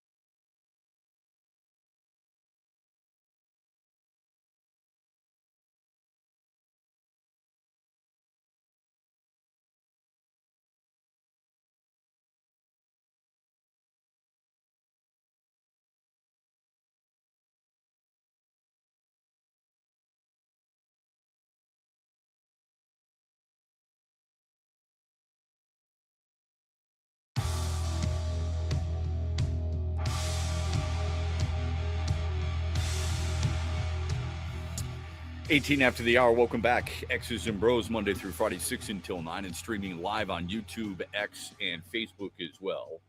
7:18, we always do Mondays with Mitch. Mitch Lyons joins us. Mitch Lyons Wealth, played 8 years in the National Football League as a tight end with the Pittsburgh Steelers and the Atlanta Falcons. He knows what it takes to get to the highest level. He knows how important your retirement is, too. That's another reason why you want to get involved with Mitch Lyons. Call him today, 866-85-STEEL. Go to the website, MitchLyonsWealth.com. My friend, I hope you had a really good weekend. It's been too long. What frustrated you most about the loss to UConn between Michigan State and the Huskies? Yeah, hey, no shame in losing to UConn, but obviously you don't want to come out and start the game like they did, digging yourself a hole. And, ultimately they came back from it, which was impressive. But, man, just, a game like that, it comes down to possession here. Everybody wants to look at the last possession, like UConn's game yesterday. But the reality of it is, man, you win one or two possessions, in the first 5 minutes of that game, and it's different down the stretch. And, they just didn't come out, and obviously UConn was shooting the ball at a high clip. And but again, battled, got themselves back into it, just didn't make enough plays. And again, UConn's a great team, as we saw yesterday. But frustrating loss nonetheless. How do you sum up Michigan State's season? It's a hell of a season, but the bar is always really high at East Lansing. Well, it is. And for me, I thought this team had the pieces, and they're right there. Listen, UConn's in the Final Four, and Michigan State could have been there as well. It comes down to one play, one game, and you're at home on the outside looking in. So that's the frustrating thing, because I really thought they had the talent to advance. Are they the best team in the country? Probably not. I don't think that, but I thought they had a chance to get in there, and in a one-game set, anything could happen. But it just, again, didn't come together like they needed it to. Well, I'm not sure many people thought Illinois would be one of the best teams in the country either. Exactly. So all you need to do is an opportunity to get there, and Michigan State was so damn close. What frustrated you more, Michigan State's basketball loss to UConn or Michigan State's hockey loss to Wisconsin? Yeah, boy, hockey. I mean, when you've got it, it's why you play all the seconds of the game. But man, when you're up 2 goals with a little bit to go and you lose that one, that's a gut wrenching loss. They all hurt, man. There's no better loss per se when it ends your season. But man, that's a tough one, and I'm sure there was not a lot of sleep for Adam Nightingale and his staff and the players, because they had it right there. They were a few minutes away from clinching their Final Four berth, and then it just got ripped away. It is Mondays with Mitch Lyons, and Mitch Lyons Wealth joining us here on X's and Bros. Go to the website, MitchLyonsWealth.com. Call him today, 866-85-STEEL. Sign up for the free newsletter. Pick up his book, Retirement of Steel. It's free on the website. He's also a featured speaker in the documentary Deceptions of Retirement Planning, and free streaming code right there on the website, Retirement Deception. It is Mitch Lyons, MitchLyonsWealth.com. Danny Hurley has become a really, really good coach, and the numbers would indicate such. Since 2023, he's made it to the finals 3 times. He's won 2 championships. The one loss was a 2-point setback to Florida. He's 17-1 for crying out loud. Yeah, I'd say that's pretty good. Think he is? How good do you think he is as a head coach? Well, pretty dang good. I mean, hey, it's hard to get to a Final Four. It's even harder to win a national title. He's won 2 already, and has put himself in position to win 3 out of 4, which is kind of Wooden-esque. It's pretty impressive, man. And some people like to hate on him because of his some of his histrionics on the sideline and whatnot. But the bottom line is the guy's a winner, and the kids believe in him, and they buy into his program. And man, that was just an incredible game, and he's done a great job there, obviously. Mitch, it's a different era, I get it, from when you played, but you received some tough coaching. I don't know how you coached your daughter through her getting a scholarship and to play in college either, and she's still playing and playing for a really good program. But Danny Hurley, Tom Izzo, guys like that are hard-nosed coaches. Rick Pitino, they're not afraid to get in kids' faces. I have no problem with it. I embrace it. I love it. I think that's the way it should be. I think a lot of people don't like him because of that. What's your take on today's day and age of trying to find that balance for some of these great coaches who like to coach hard? Yeah, well, I played for George Perlis at Michigan State, who's, he was old school, hard nosed, in your face, and I think that's okay. I didn't necessarily coach girls like that, but it's okay, but you got to have the balance. They got to know that you care about them, right? And if you're just being a jerk for being a jerk's sake, and hey, listen, I played for some coaches like that too, and when you don't feel that they love you or respect you. That's when that kind of coaching goes south and it doesn't work, right? If they know, like Tom Izzo, the guys know, they all come back. Even kids that transferred out of there, they come back. They come back to reunions and stuff. They're still part of the family, right? He doesn't exclude them. So, it's kind of like we go back to Dan Campbell too, right? He's authentic, and I think that's what you have to be. Danny Hurley, Tom Izzo, they're authentic, and the kids believe in them, and they know they believe in them, or else they wouldn't be they wouldn't be laying into them the way they do. If they stop yelling at you, that's when you need to be concerned, right? If you believe in the coach and he believes in you, when he stops yelling at you, that's when you got a problem. Who do you like in the Final Four? Well, man, I think it's a great Final Four. Illinois is a little bit of a surprise in there, but Michigan's a great team. Arizona looks tough as all get out. But on any given game, it's going to be a fun one to watch. I'd say I like UConn over Illinois. I think that Arizona-Michigan game is going to be a war. And, but UConn's got the pedigree, obviously. But I would think the winner of that Arizona U of M game probably is the favorite and then likely winner. But that's why they play him. And Danny Hurley, I think, will have his squad. If he advances, he's going to be a tough out.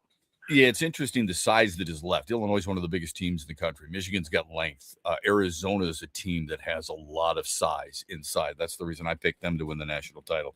So it should be interesting. All right, what do you think of the Tigers' opening weekend? They went 2-1 in winning their opening series in San Diego. Yeah, hey, listen, pitching I thought was solid throughout. Hitting was my concern coming in. Obviously, they looked pretty good the first couple of games, not so good game 3. So it'll be interesting to see the next 3-game set here. I'd love to see Kerry Carpenter get some hits. I'm sure he's pretty frustrated right now. But McGonigal, obviously, a great story out of the gate and encouraging to see, right? When you got a kid like that, boy, you want him to get off to a good start and get that confidence and mojo going. And he appears to be the real deal. And hopefully he can keep swinging. But we got to get it across the lineup. And obviously, a game like Saturday.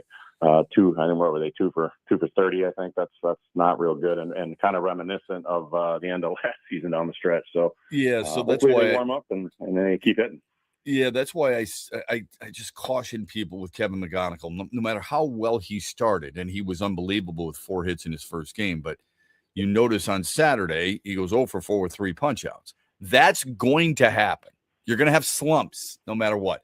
It's what you do after those slumps. So opening day is Friday at Comerica Park for the home opener anyway. Any Lions family traditions for opening day? Well, back before I worked for myself, maybe you had a tendency to get a little bit of a bad cold that day, so you had to maybe go home in the afternoon. But just not really traditions, but man, it's great to have spring is sprung, and it's always great. And obviously the opener at Tiger Stadium. I haven't been to a lot of them. I've been to a couple over the years. But always tuning in. I remember in 8th grade in 1984, with my Walkman on, sneaking my Walkman into a computer class the last day of the year in 8th grade. And Mr. Larry Hand, Mitch, put that away. I told you. And then he was like, what's the score? So it was always fun. And it's just, it springs here, and baseball is great. And I love baseball because it's every day, right? You can check in. You don't need to watch the whole game, but you can check in, watch a few innings, keep track on the radio when you're driving. And it's a fun time of year. All right, quick thought, because I only got 30 seconds. What's the best nickname of any professional athlete of all time? And then I'll let you go. Best nickname of all time. Oh, man, you sprung that one on me. Boy. I always like the round mound of rebound. Charles Barkley back in the That's pretty good. That was pretty good. How about you? It's hard to go against Sweetness, Walter Payton, or the Great One. The Great One. That's not bad. I just saw a documentary on Deion Sanders. So when you get prime time, That's not Prime bad. time. And then, of course, Prime Jerry time West, was the real, logo. man. I played with him my rookie year. He's a good dude. He was real. You're real too. Great to have you, man. Thanks. Maybe we'll talk later in the week. Okay. We'll talk All a right, little bit buddy. about If I opening day. don't, All right. happy Easter. All right. Same to you. Thank you very much to you and your family. That's Mitch Lyons, MitchLyonsWealth.com. Joining us here on X's and Bros. Huge here for Josh Garvey and his team at Dorn Mayhew, West Michigan. Now, they continue to grow. They got their worldwide headquarters in Troy, Michigan, on the east side of the state. They are worldwide. They are the leaders when it comes to accounting, CPA, and business needs. Simple and easy. Just Google Dorn Mayhew. And also, Josh Garvey joins me every Tuesday as we talk hoops with former Michigan and Cleveland Cavaliers head coach John Beilein. Tuesdays, 5 p.m., Josh Garvey, Coach Beilein, and myself, we talk Michigan, Michigan State, and the Pistons. Talking hoops happens all the way through the NBA Finals. And could you imagine if the Pistons are in the NBA Finals? If you ever have a hoops question for us, you can drop it at Huge Show on Twitter, The Huge Show on Facebook, and Talking Hoops every Tuesday at 5 p.m., presented by one of the world's top accounting, CPA, and business firms, Dorn Mayhew. You're listening to X's and Bros with Matt Shepard on the Michigan Sports Network. We'll be right back after this break, but while you're waiting, be sure to vote on our daily poll question presented by MitchLyonsWealth.com at XB Mornings on X. Hear that? That's the sound of saving a good deal more when you shop with M-Perks at Meijer. Some delicious Cosmic Crisp apples, money saved. Meijer Essential Paper Towels, that's money saved. Savings, savings, savings. Because every dollar spent is also points earned in M-Perks, which you can use to save on your next grocery trip or up to $1 off per gallon on your next tank of gas. At Meijer, we work hard to help you save a good deal more for a whole lot less. That's bringing more good to life. Exclusions apply. See mperks.com for details.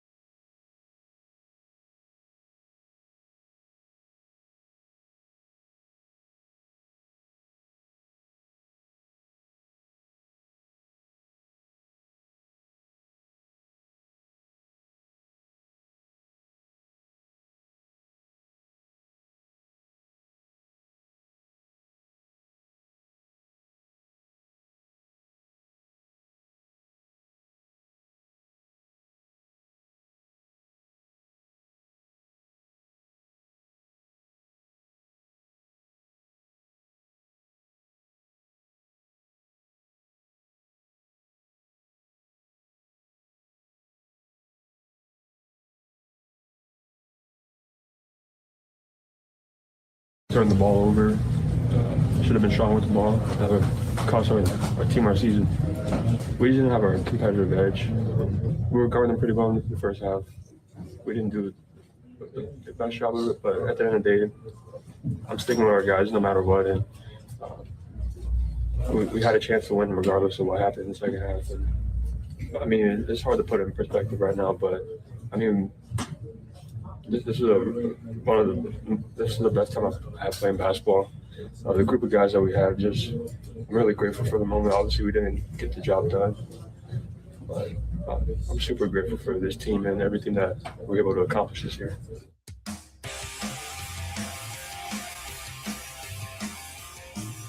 I will tell you this. That's Caden Boozer, by the way, the freshman for Duke, who he threw with a pass that led to UConn's game-winning three.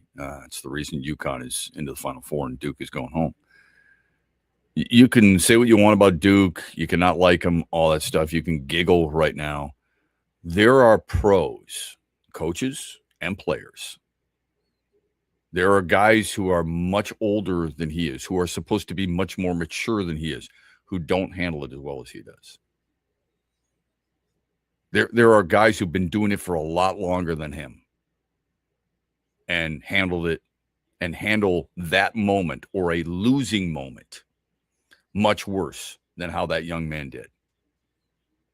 Personally, and I don't know him, you can laugh all you want at the dad because he was waving the goodbye sign to St. John's, right? That's what everybody is on social media ripping. Yeah, that's it. Poison the kid because the dad was being, unprofessional. Like, he's been there, done that. He played over a decade in the NBA, all right? He won a national championship as a sophomore at Duke. He's their all-time leader in field goal percentage. He should know better. Okay, fine. Don't blame the kids. Don't blame Duke. Don't blame your past hatred at the school on those kids, or specifically that kid. That kid who's emotionally a wreck because he let what he considered his brother down and his team down.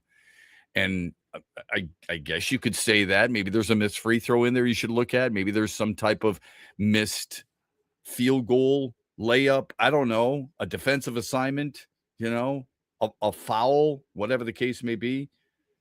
I felt for the kid. Okay. Think about it for a minute. He was a really good player for them. He's going to be defined by that moment. It's unfair because he had 15 points. He was 4 or 5 from the floor. He made his lone triple. He was perfect from the free throw line. He had 5 rebounds, 6 assists. He had 2 steals. And people are going to remember that part of it because he turned it over there. But the way he handled it, kudos to him. I know it doesn't mean much. Small radio show in the state of Michigan, it's not going to affect him much. I give him a lot of credit for facing the cameras, facing the microphones, when a lot of people just shove him away. I don't want to talk about it. Go talk to somebody else. He answered the questions. That takes courage, man. Takes a lot of courage. Welcome back. X's and Bros, Monday through Friday, 6 until 9. You can follow us on X at XB Mornings. And by the way, that's where you can stream us live. You can stream us live too on YouTube and on Facebook as well. We always welcome your texts at 21,000. Our good friend Freddie is always reliable. Says, Shep, I know many people are talking about Dusty May possibly going to North Carolina, but I see him going to the pros next year. Dallas may throw the bag at him. I think it's going to be Billy Donovan who's going to leave the Chicago Bulls and go back to college and go to North Carolina. I thought about this the other day because a friend and I were having this discussion, and they said, maybe Dusty May goes to North Carolina. And they said, could you blame him? I said, well, what are the best jobs in America? What are the best college basketball coaching jobs in the United States? What are they? If North Carolina is not it, they are part of the discussion. Is that fair?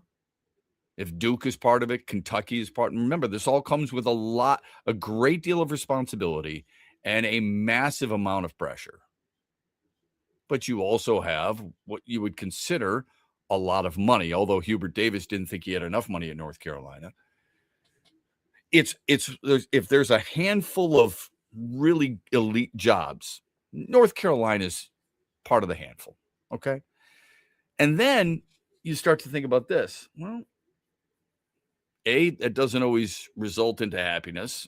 Ask Mark Pope about that at Kentucky. $22 million, more than any other team in the country for NIL for their team, and look at what happened to them. The other thing is, maybe it's not all about the blue bloods, because teams have been able to rise up. Look what Kelvin Sampson has done at Houston. Look what Rick Barnes has done at Tennessee. Those are not blue blood basketball programs, okay? If you can get the financial support, BYU, then maybe it's not always about that. Teams can come out of nowhere. You know what? I mean, seriously, how many kids are growing up and saying, I want to go play in Champaign-Urbana, and they're in the Final Four? So I don't know if that's what it's all about, but Freddie brings up an interesting point. Dusty May does seem to have the personality that could translate into NBA success. He's not coaching on every single play. He doesn't, constantly use the film, from what I understand, the film room and long practices and everything else like that. Shep, another text. The sooner they move Flaherty to the bullpen or drop him and move to Mize, then I'll be happy. Okay, now that's obviously referring to Jack Flaherty. Jack Flaherty made his first start of the season the other day, and it did not go well.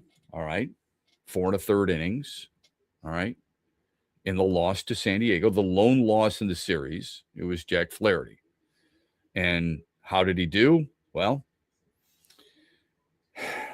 unfortunately for Jack Flaherty and the Tigers, they first of all, they didn't get a lot of offense, obviously. But it doesn't help when, he's lasting just 4 innings, 4 1/3 specifically, giving up 3 runs, 2 earned, and 4 hits. The 4 walks is probably what pisses you off more than anything else.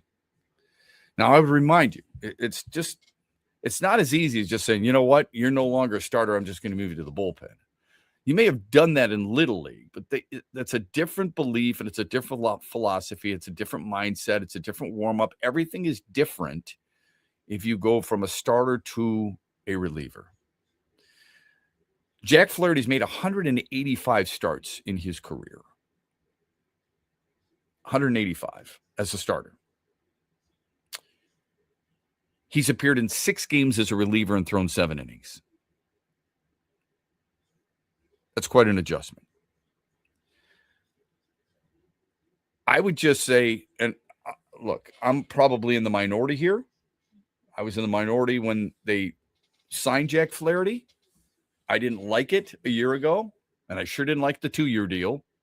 So I didn't like it, and I'm not sitting there gloating and saying, see, I told you so. I just didn't like it, and I don't like him as a starter this year. I hope I'm wrong. I'm not going to judge him on 1 start this year. And I don't believe everything you did from 1 year goes into the next. And I don't think you do either. Now, I would remind you, Casey Mize was, take it for what it's worth, awful in spring training. Simply awful. We're talking about a guy who could not find his control. And in 3-4 starts, he had an ERA of 6.5. He gave up 17 runs in 19 innings. He walked 10, gave up 3 bombs, and allowed 24 hits. So what? They're working on things, right? 14 wins a year ago, fine. He's still going to get as many innings, if not more, than Jack Flaherty. Last year, I think Casey Mize threw 150 innings. 149 to be exact. I was wrong. 149. Second most in his career. He's never thrown more than 150. He's got to be able to go deeper in games. And he has never been able to do that. So What do you do? Casey Mize is not going to be the solution to the Tigers winning a division. It's going to help, but I don't think he's going to be the solution for them winning a division. This team's going to need more than the 5 guys they have starting right now, okay? But I'm telling you, man, he's got to elevate his game from a year ago. They are going to need more than 150 innings from him. And that's just, sorry, those are just the facts. You need starting pitching to go deeper for this team than they did a year ago. I get the bullpen, but the bullpen eventually, it wears you down a little bit. It wears you out a little bit. And they're going to need more than that. Shep, question. What happened to Ty Madden? So in case people don't know, Ty Madden was a second-round pick, I think, out of the University of Texas. He was a top 100 player coming out of high school. I love the fact that he was actually, he might have been a compensatory pick. Let me take that back. I loved that draft pick. I did. He's on the 60-day injured list, rotator cuff strain. So he's not going to pitch this year. Or last year. I'm sorry. He had a rotator cuff last year. He's in Toledo this year. Yeah. So you wouldn't have expected a guy to miss virtually an entire season with a rotator cuff injury and then to make the major league team. That would be pretty unique. What is McGonigle's best position, in your opinion? Shortstop or third base? I don't know. Because I thought he was more of a second baseman, to be honest with you. That's where I thought his eventual position was going to be. I thought Bryce Rayner would eventually be their shortstop.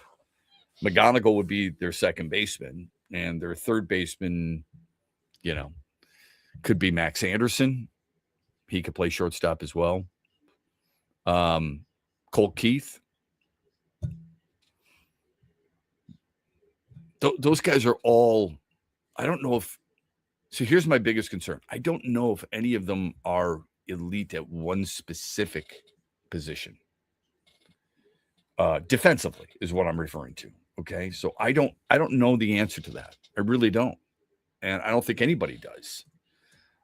I'll tell you this. I think Kevin McGonigle has been better at short and third base in spring training because it's too short of us to try and recognize now that he's truly is.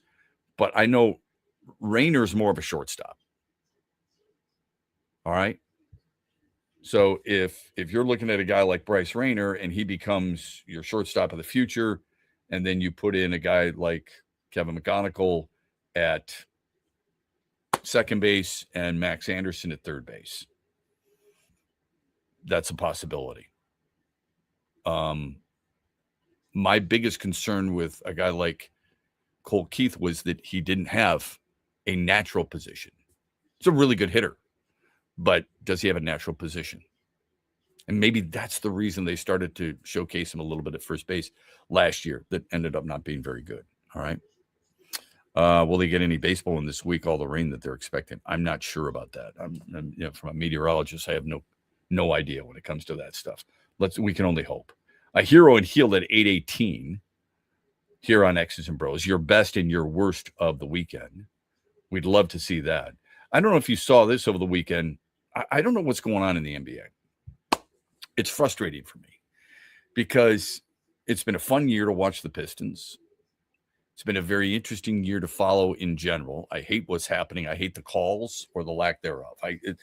The ridiculous things that have happened recently, especially yesterday, Shai Gilgeous-Alexander in a win over the Knicks, where he kicks out his leg, gets a whistle. Josh Hart never touched him. I don't like the Knicks either, but that was a ridiculous call.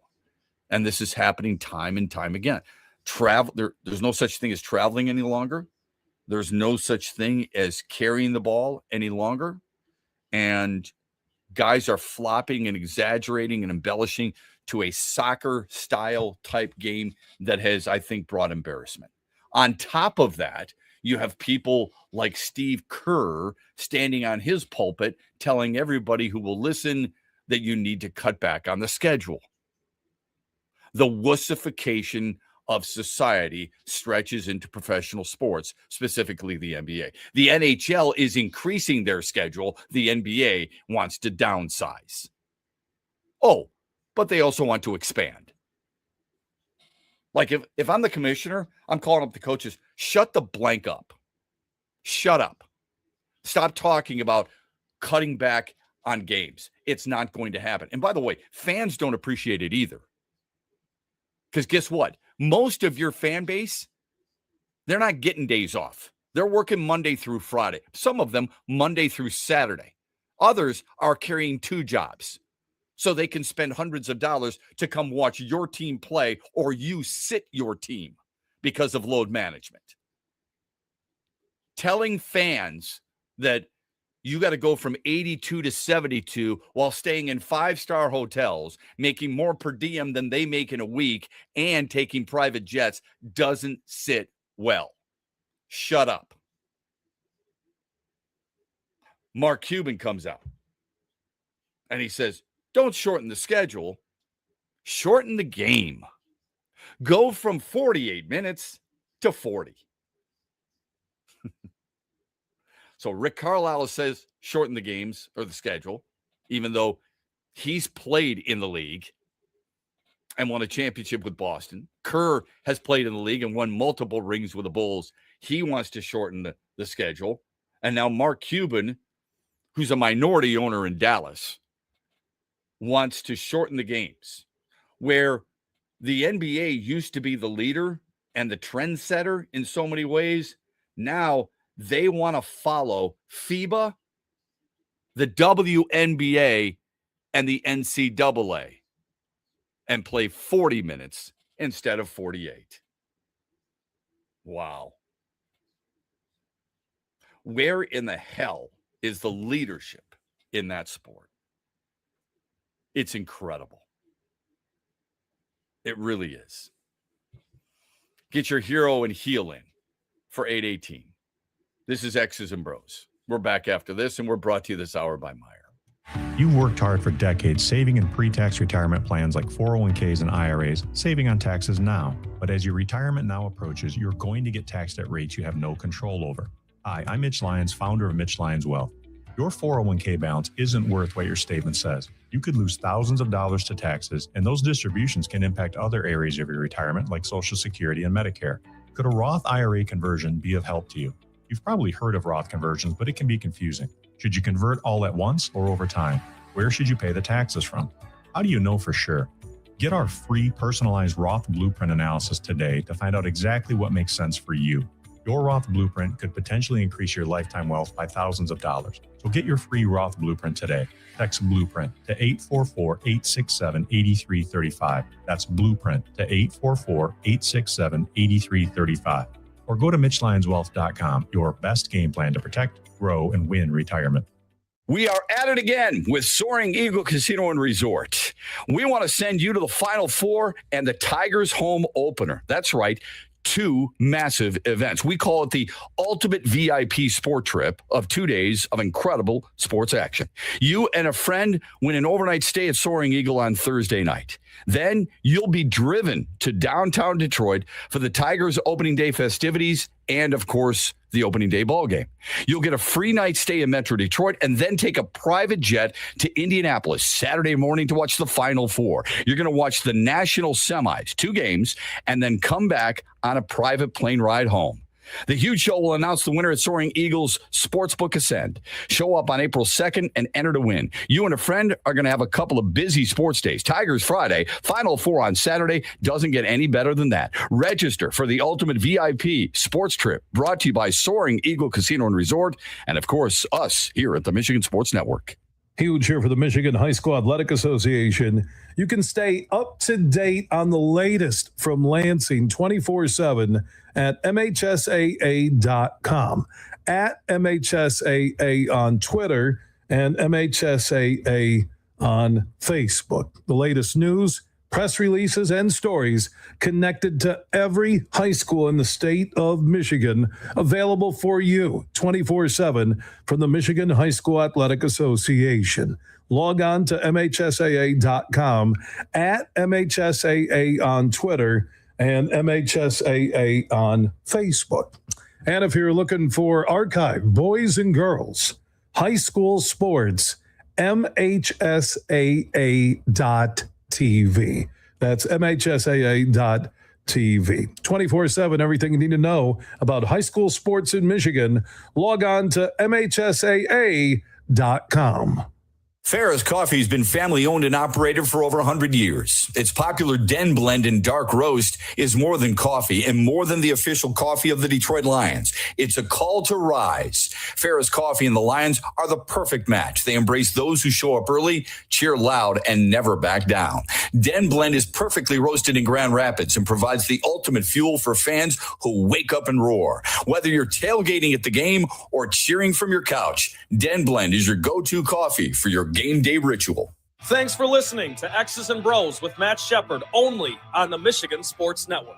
Van Andel Institute Purple Community is a grassroots fundraising network powered by the dedicated volunteers who support VAI's mission to improve human health now and in the future. When you raise funds through the Van Andel Institute Purple Community, 100% of the proceeds go directly to the Institute's research into diseases like cancer and Parkinson's, as well as VAI's science education programs. Learn how you can get involved at purplecommunity.org.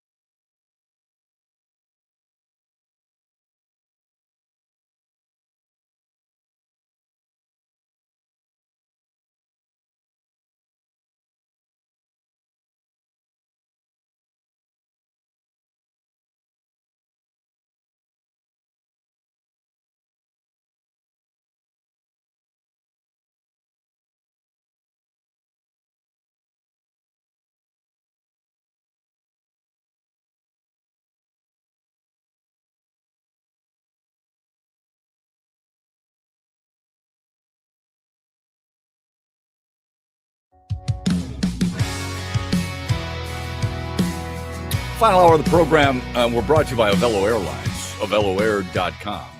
They fly direct from Grand Rapids to where you need to go, especially Lakeland. If you're ever going back down to Lakeland for spring training in the future, they've got it direct flights, Grand Rapids to Lakeland, Detroit to Lakeland. So it's the best way to fly, man, because the people care, the planes are clean, the people are good, there's no hassle.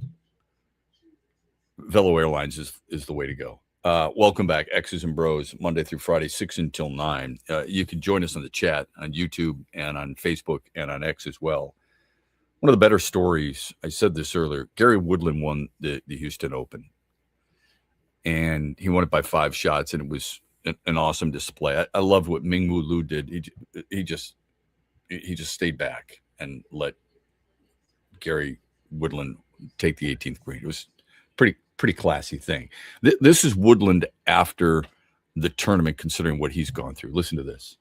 You know, when I'm out here and I'm playing and people are talking to me and all that, and I'm trying to hide the battle that I'm fighting, I was wasting a lot of energy on that. Now that people know what I'm fighting, I'm focusing my energy on trying to slow my heart rate down, trying to slow my thoughts down. That's tough to do when I'm trying to hide stuff. Still, when my heart rate gets going, I had a battle this week. And I'll tell you this, if it wasn't for tour security and my security, Zach, this week, there's no way I'm sitting here right now. I was a wreck the last 10 holes of that day. I got into scoring. Zach got close to me. Tour security was visual, so I saw them, so it calmed me down. I got in scoring. I bawled my eyes out. I reset and was able to come back out and take care of stuff after. But coming out, talking and asking for help, I'm extremely thankful for them. Yeah, it's a pretty emotional story, and again, it's one of those, you can tell he's well liked and well respected on the tour. His playing partners, it was a threesome he had. It was Nicholas Højgaard and it was Min-Woo Lee, and both Højgaard and Lee just stayed back and let him take that walk up 18 by himself to receive the round of applause. Min-Woo Lee's in the fairway telling people, "Let's go, let's go." Højgaard said afterwards, he goes, "I think he deserved that moment." That tells you something. Here's a guy that, remember, he won the U.S. Open at Pebble Beach in 2019. Okay. Beat Brooks Koepka by 3 strokes, finished at 13 under par. At that time, he had 4, because he just won his 5th. He had 4 PGA Tour wins in a major. He was top 12 in the world. I think he was 12th in the world. But then things started to disintegrate a little bit. After the Masters 3 years ago in 2023, he was just fearful of everything, it seemed like. He said it wasn't nerves. He was afraid he was going to die. He was afraid something was going to happen to his kids. He didn't want to go to sleep because he thought he was going to die in his sleep. At the Memorial, which is Jack Nicklaus's tournament, that year, he woke up in his hotel room. He was clinging to his mattress for over an hour, convinced that if he let go, he was going to fall. He was trembling. He was shaking. He couldn't eat. He would stand over putts and his mind would wander, okay? He would forget what club he was holding in the middle of the swing. Wasn't sure if he was supposed to go all the way back or just take. He didn't know what was going on. So he gets an MRI. And they find that he has a lesion on his brain. They had to cut a baseball size. It was about the size of a baseball into his skull, and relieve the pressure from that lesion of the brain, because it was pressing directly on the part of his brain that controls fear and anxiety. And by doing that, the fear was that he was going to be paralyzed for the rest of his life, that he was not going to be able to play golf. Okay? Everything that he had been experiencing, the fear, the anxiety, all that stuff was because of this lesion. Okay? So he had what is called a craniotomy in September of 2023. Surgeons removed as much of the lesion as they could, about half of it, because it was pressed against the optic tract of his left eye. All right. So he walked out of the hospital a couple days later. And then 2 days after that, so 4 days after the operation, he started putting a little bit. Came back to the tour in 2024 at the Sony Open in January. But he obviously wasn't the same player, okay? He had just 3 top 25 finishes, all right?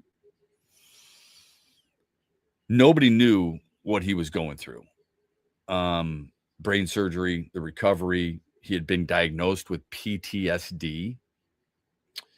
One time, the people who carry the scores, those big boards that show you where a player's at, one of them got too close to him, and his eyes got blurry. He forgot where he was. He would go into, after hitting a shot, he would go into the bathrooms on the course and just break down, okay? So earlier this month, March 9th, 3 weeks before this tournament, he gave a Golf Channel interview to one of the hosts there and revealed everything. The PTSD, the crying, the fear, all of it, okay? Then he goes to the Houston Open this past weekend. Very first day, he shoots a 63. Then he shoots a 65. He shot a 67 on Sunday. His 259 total, minus 21, was a record for the tournament. He led wire to wire, okay? First win since 2019, all right? This is a guy who was a hell of an athlete. Like, he won a couple of state championships in Kansas. Played a year of college basketball, okay? And then later on won the Courage Award in golf. That is an incredible comeback story. Like, usually you see comeback stories of guys who done something to their knee. Baseball, we could see maybe elbow, Tommy John, rotator cuff that we were just talking about with Ty Madden. Maybe it's plantar fasciitis, okay? Maybe it's concussions, whatever. How many people come back from the brain lesion and PTSD? I'm not saying we shouldn't pay attention to the comebacks of other players or other athletes who are considered great. Tiger Woods is a good example of it. But while so much is made of that, this story deserves more recognition.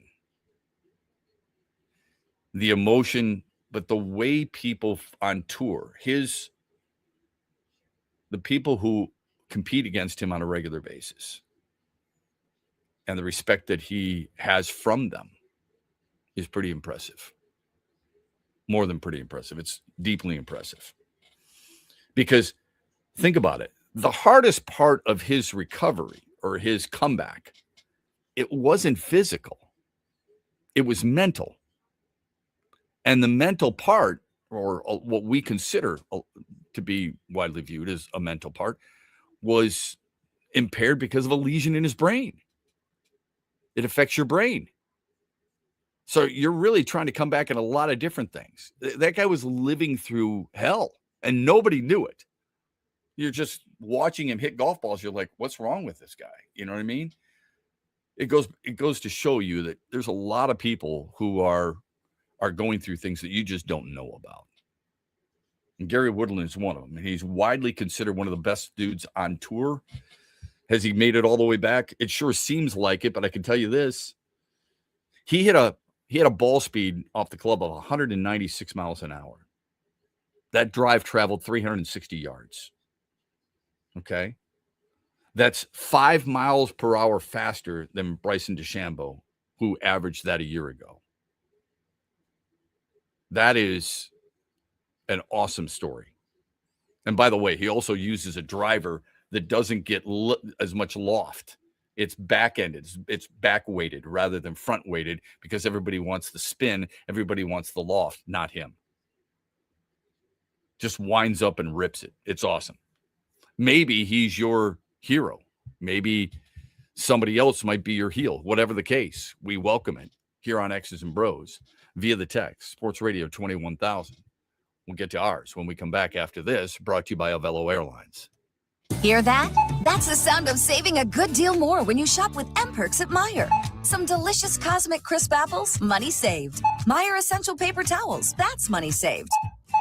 Savings, savings, savings. Because every dollar spent is also points earned in M-Perks, which you can use to save on your next grocery trip or up to $1 off per gallon on your next tank of gas. At Meijer, we work hard to help you save a good deal more for a whole lot less. That's bringing more good to life. Exclusions apply. See mperks.com for details. We are at it again with Soaring Eagle Casino and Resort. We want to send you to the Final Four and the Tigers home opener. That's right. 2 massive events. We call it the ultimate VIP sport trip of 2 days of incredible sports action. You and a friend win an overnight stay at Soaring Eagle on Thursday night. Then you'll be driven to downtown Detroit for the Tigers opening day festivities and, of course, the opening day ball game. You'll get a free night stay in Metro Detroit and then take a private jet to Indianapolis Saturday morning to watch the Final Four. You're going to watch the national semis, 2 games, and then come back on a private plane ride home. The huge show will announce the winner at Soaring Eagles Sportsbook Ascend. Show up on April 2nd and enter to win. You and a friend are going to have a couple of busy sports days. Tigers Friday, Final Four on Saturday. Doesn't get any better than that. Register for the ultimate VIP sports trip brought to you by Soaring Eagle Casino and Resort and, of course, us here at the Michigan Sports Network. Van Andel Institute Purple Community is a grassroots fundraising network powered by the dedicated volunteers who support VAI's mission to improve human health now and in the future. When you raise funds through the Van Andel Institute Purple Community, 100% of the proceeds go directly to the Institute's research into diseases like cancer and Parkinson's, as well as VAI's science education programs. Learn how you can get involved at purplecommunity.org.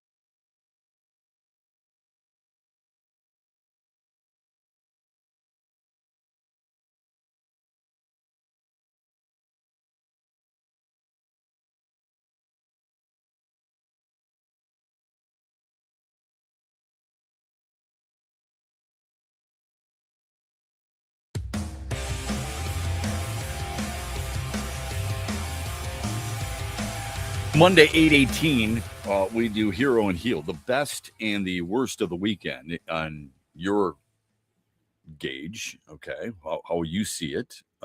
We did, and we welcome any texts. The hero for Freddie is Gary Woodland. We all know the story. My dear friend, former golf pro at Heroes and Washington. Heels. Yeah, Hero and Heels. Yeah. So his hero was Gary Woodland. His friend, who's the golf pro at Washtenaw, competed against him in high school. Washtenaw used to be a country club. Now it's public. It's a really good course in Metro Detroit in Ypsilanti. Really good course. So his hero is Gary Woodland. His chump is the Wings because of their game against Philadelphia. Really impressive win in Buffalo, only to turn around and give it away in Philadelphia and come out poorly. You know, the thing that bothers me most about what the Wings are doing right now is that I can't think of another time where, in a hockey season, where a coach has had to try and inspire his team to better starts in these types of situations. They know they're in for a dogfight.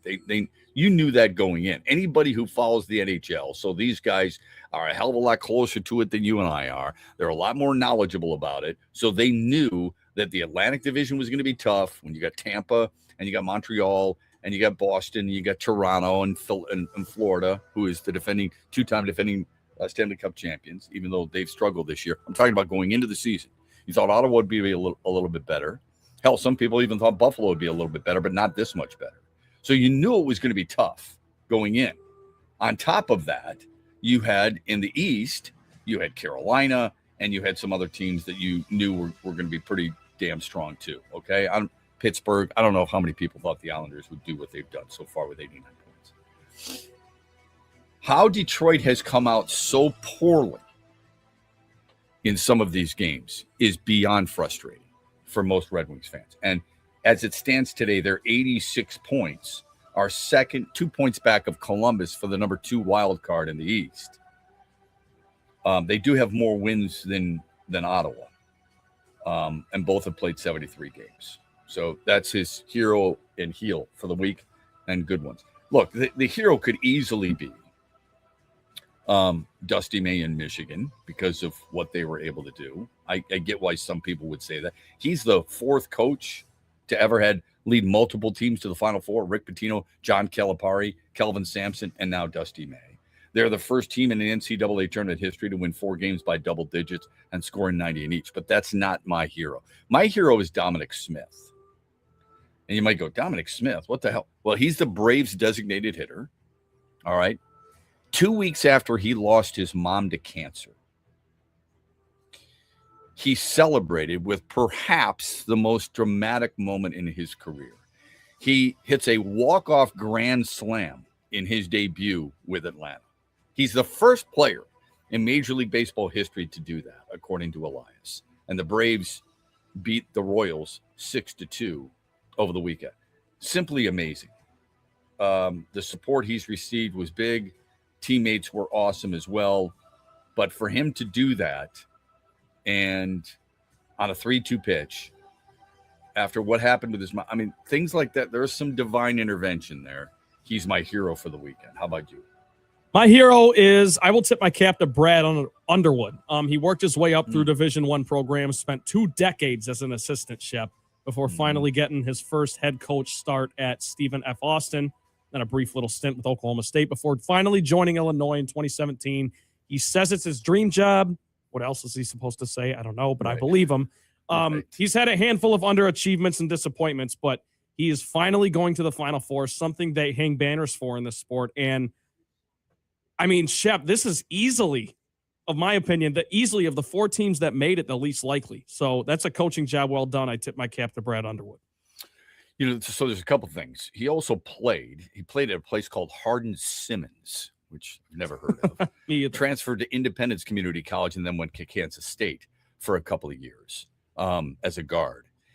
I remember I've only done one interview with him, and I was calling Michigan basketball, and Michigan played Oklahoma State. I don't know if it was 16 or 17 because he was only there for a year. When he left there, and he was really good, upfront, honest, during the interview. When he left there and took the Illinois job, people were complaining about it. Outside of Illinois, they were saying, oh, here's a guy, he only spent 1 year at Oklahoma State. Oklahoma State did not want to invest in him. Illinois did. I think that's a good one. I think he's a really good coach. It's hard to win there. Good for him, and I like that as a hero as well. Here's my heel. My heel is Caleb Williams. I know. They won the division. He had some magical moments. Caleb Williams was trying to trademark the moniker Iceman, all right, and got pushback from that. Iceman is not in a Top Gun movie. It's not a cartoon, all right, and it sure as hell isn't a quarterback who completes 58% of his passes and lost both games that he played against Detroit, who finished last in the division. Iceman is George Gervin. Iceman will always be George Gervin, a 4-time scoring champ and one of the top 75 players the NBA has ever had when he retired, okay? Iceman actually, and he has said as much.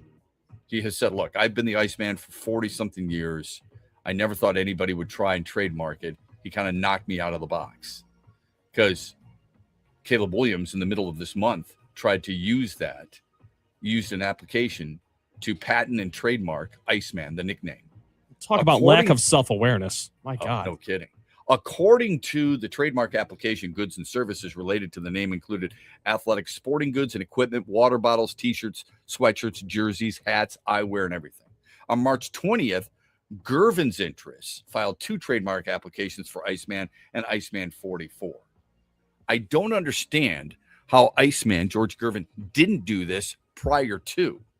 But it's one of the big problems, big question marks, and big knocks right now on Caleb Williams. Stop. Create your own path. Besides, you're not Iceman. Not when you complete 58% of your passes and you don't get your team to where it's supposed to go. That's my heel. I love that one. That might be the best heel we've ever had. My heel is John Shire, because going into the tournament, that East region was looked at as a bunch of heavyweights. And I'm sorry, but when the 4 coaches left in the Sweet 16 are Dan Hurley, Tom Izzo, Rick Pitino, and John Shire, and he's getting put on the same graphic as those guys, he stuck out like a sore thumb to me because it's part of the reason people dislike Duke Shep is the constant media push they get. And in reality, John Shire, he's got 3 choke jobs in a row in the tournament, if you want to call it that. Making the Elite 8 in the Final Four is no small feat, so I know John Shire can coach. But it's like you said earlier, Shep, I think next season's a big one for his job security. I really do. Yeah. You see what UNC did to Hubert Davis? He'd been to a title game. He only got 5 years there. Next year will be Shire's 5th at Duke. So high standards at these programs. John Shire's my heel. For sure. And I understand why people think it's a choke job. I always wonder this.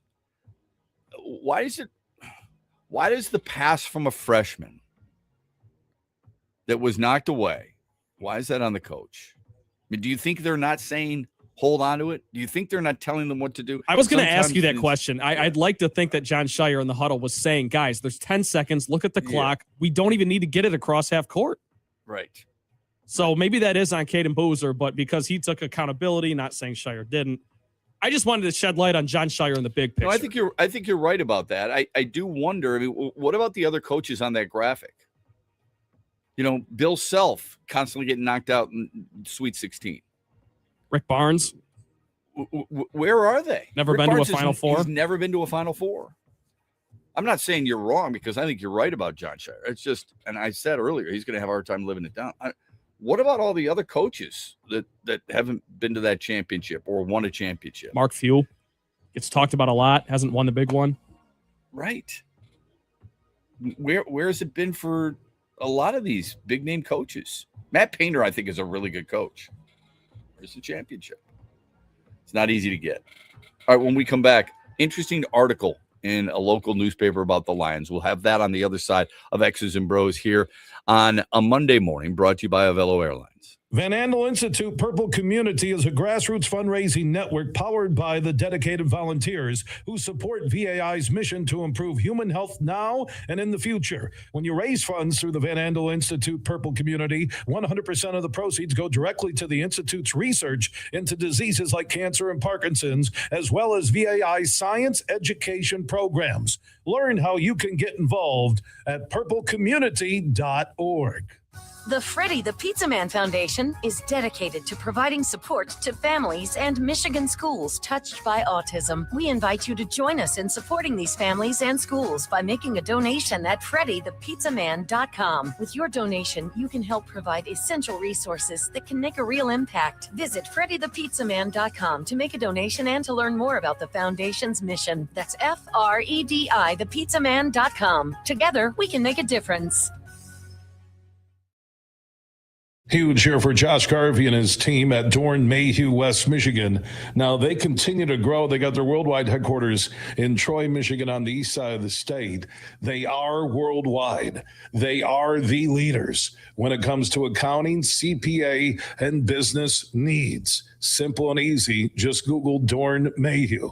And also Josh Garvey joins me every Tuesday as we talk hoops with former Michigan and Cleveland Cavaliers head coach John Beilein. Tuesdays, 5 p.m., Josh Garvey, Coach Beilein, and myself, we talk Michigan, Michigan State, and the Pistons. Talking hoops happens all the way through the NBA Finals. And could you imagine if the Pistons are in the NBA Finals? If you ever have a hoops question for us, you can drop it at Huge Show on Twitter, The Huge Show on Facebook, and Talking Hoops every Tuesday at 5 p.m., presented by one of the world's top accounting, CPA, and business firms, Dorn Mayhew.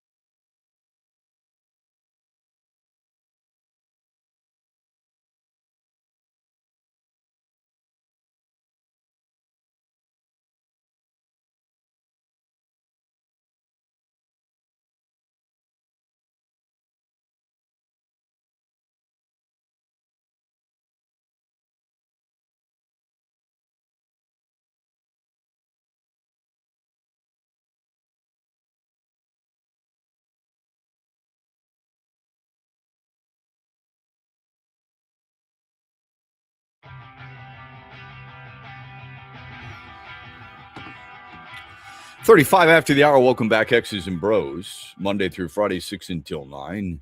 You can always join in the conversation as we stream live on YouTube, on Twitter, and on Facebook as well. We go to the phone lines, the Meyer hotline, 866-838-4843. Our friend Brett has been patiently waiting through the break. Hi, Brett. Good morning. How are you? Hey, how you doing, Shep? I know I'm a little late for heroes and heels, but my hero is McGonigal. I mean, to start a career with 2 game-winning hits, I mean, that's just phenomenal. But my heel is A.J. Hinch for thinking Kerry Carpenter is a leadoff hitter. He's got a very low on-base percentage, I mean, for a career, and he ain't been on base yet. I'd like to hear your thoughts on that. Yeah, I appreciate that very much, and thanks for calling. It's good stuff. First things first, McGonigal, incredible start, right? This is so petty. I can't stand the nickname. I just can't stand it. Magoo drives me crazy. Anyway, Kerry Carpenter, it might surprise you to know that of all the places that he hits cleanup most in his career, third, second most, and leadoff third in his career. So I'm not saying it's great, okay, because the on base isn't great, the batting average isn't great, so on and so forth. As a guy who's batting first in the order, but AJ Hinch has certain reasons for it, and it's to, dare I say, stymie the opposition with matchups if you go to the bullpen. So it's a lot deeper than what a lot of people may think. It does. I don't think the leadoff. Let's not get caught up in being a quote unquote typical leadoff hitter. So Jake Cronenworth was leading off for San Diego.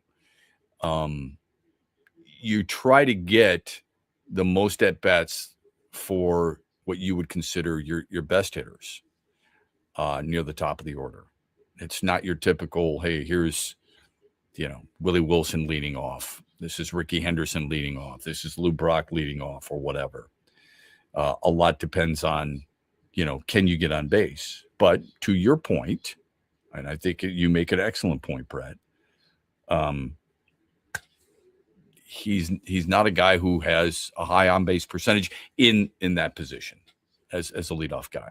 I like to follow the teams that are going to be closest challenge in Detroit, and I think Kansas City's one of them.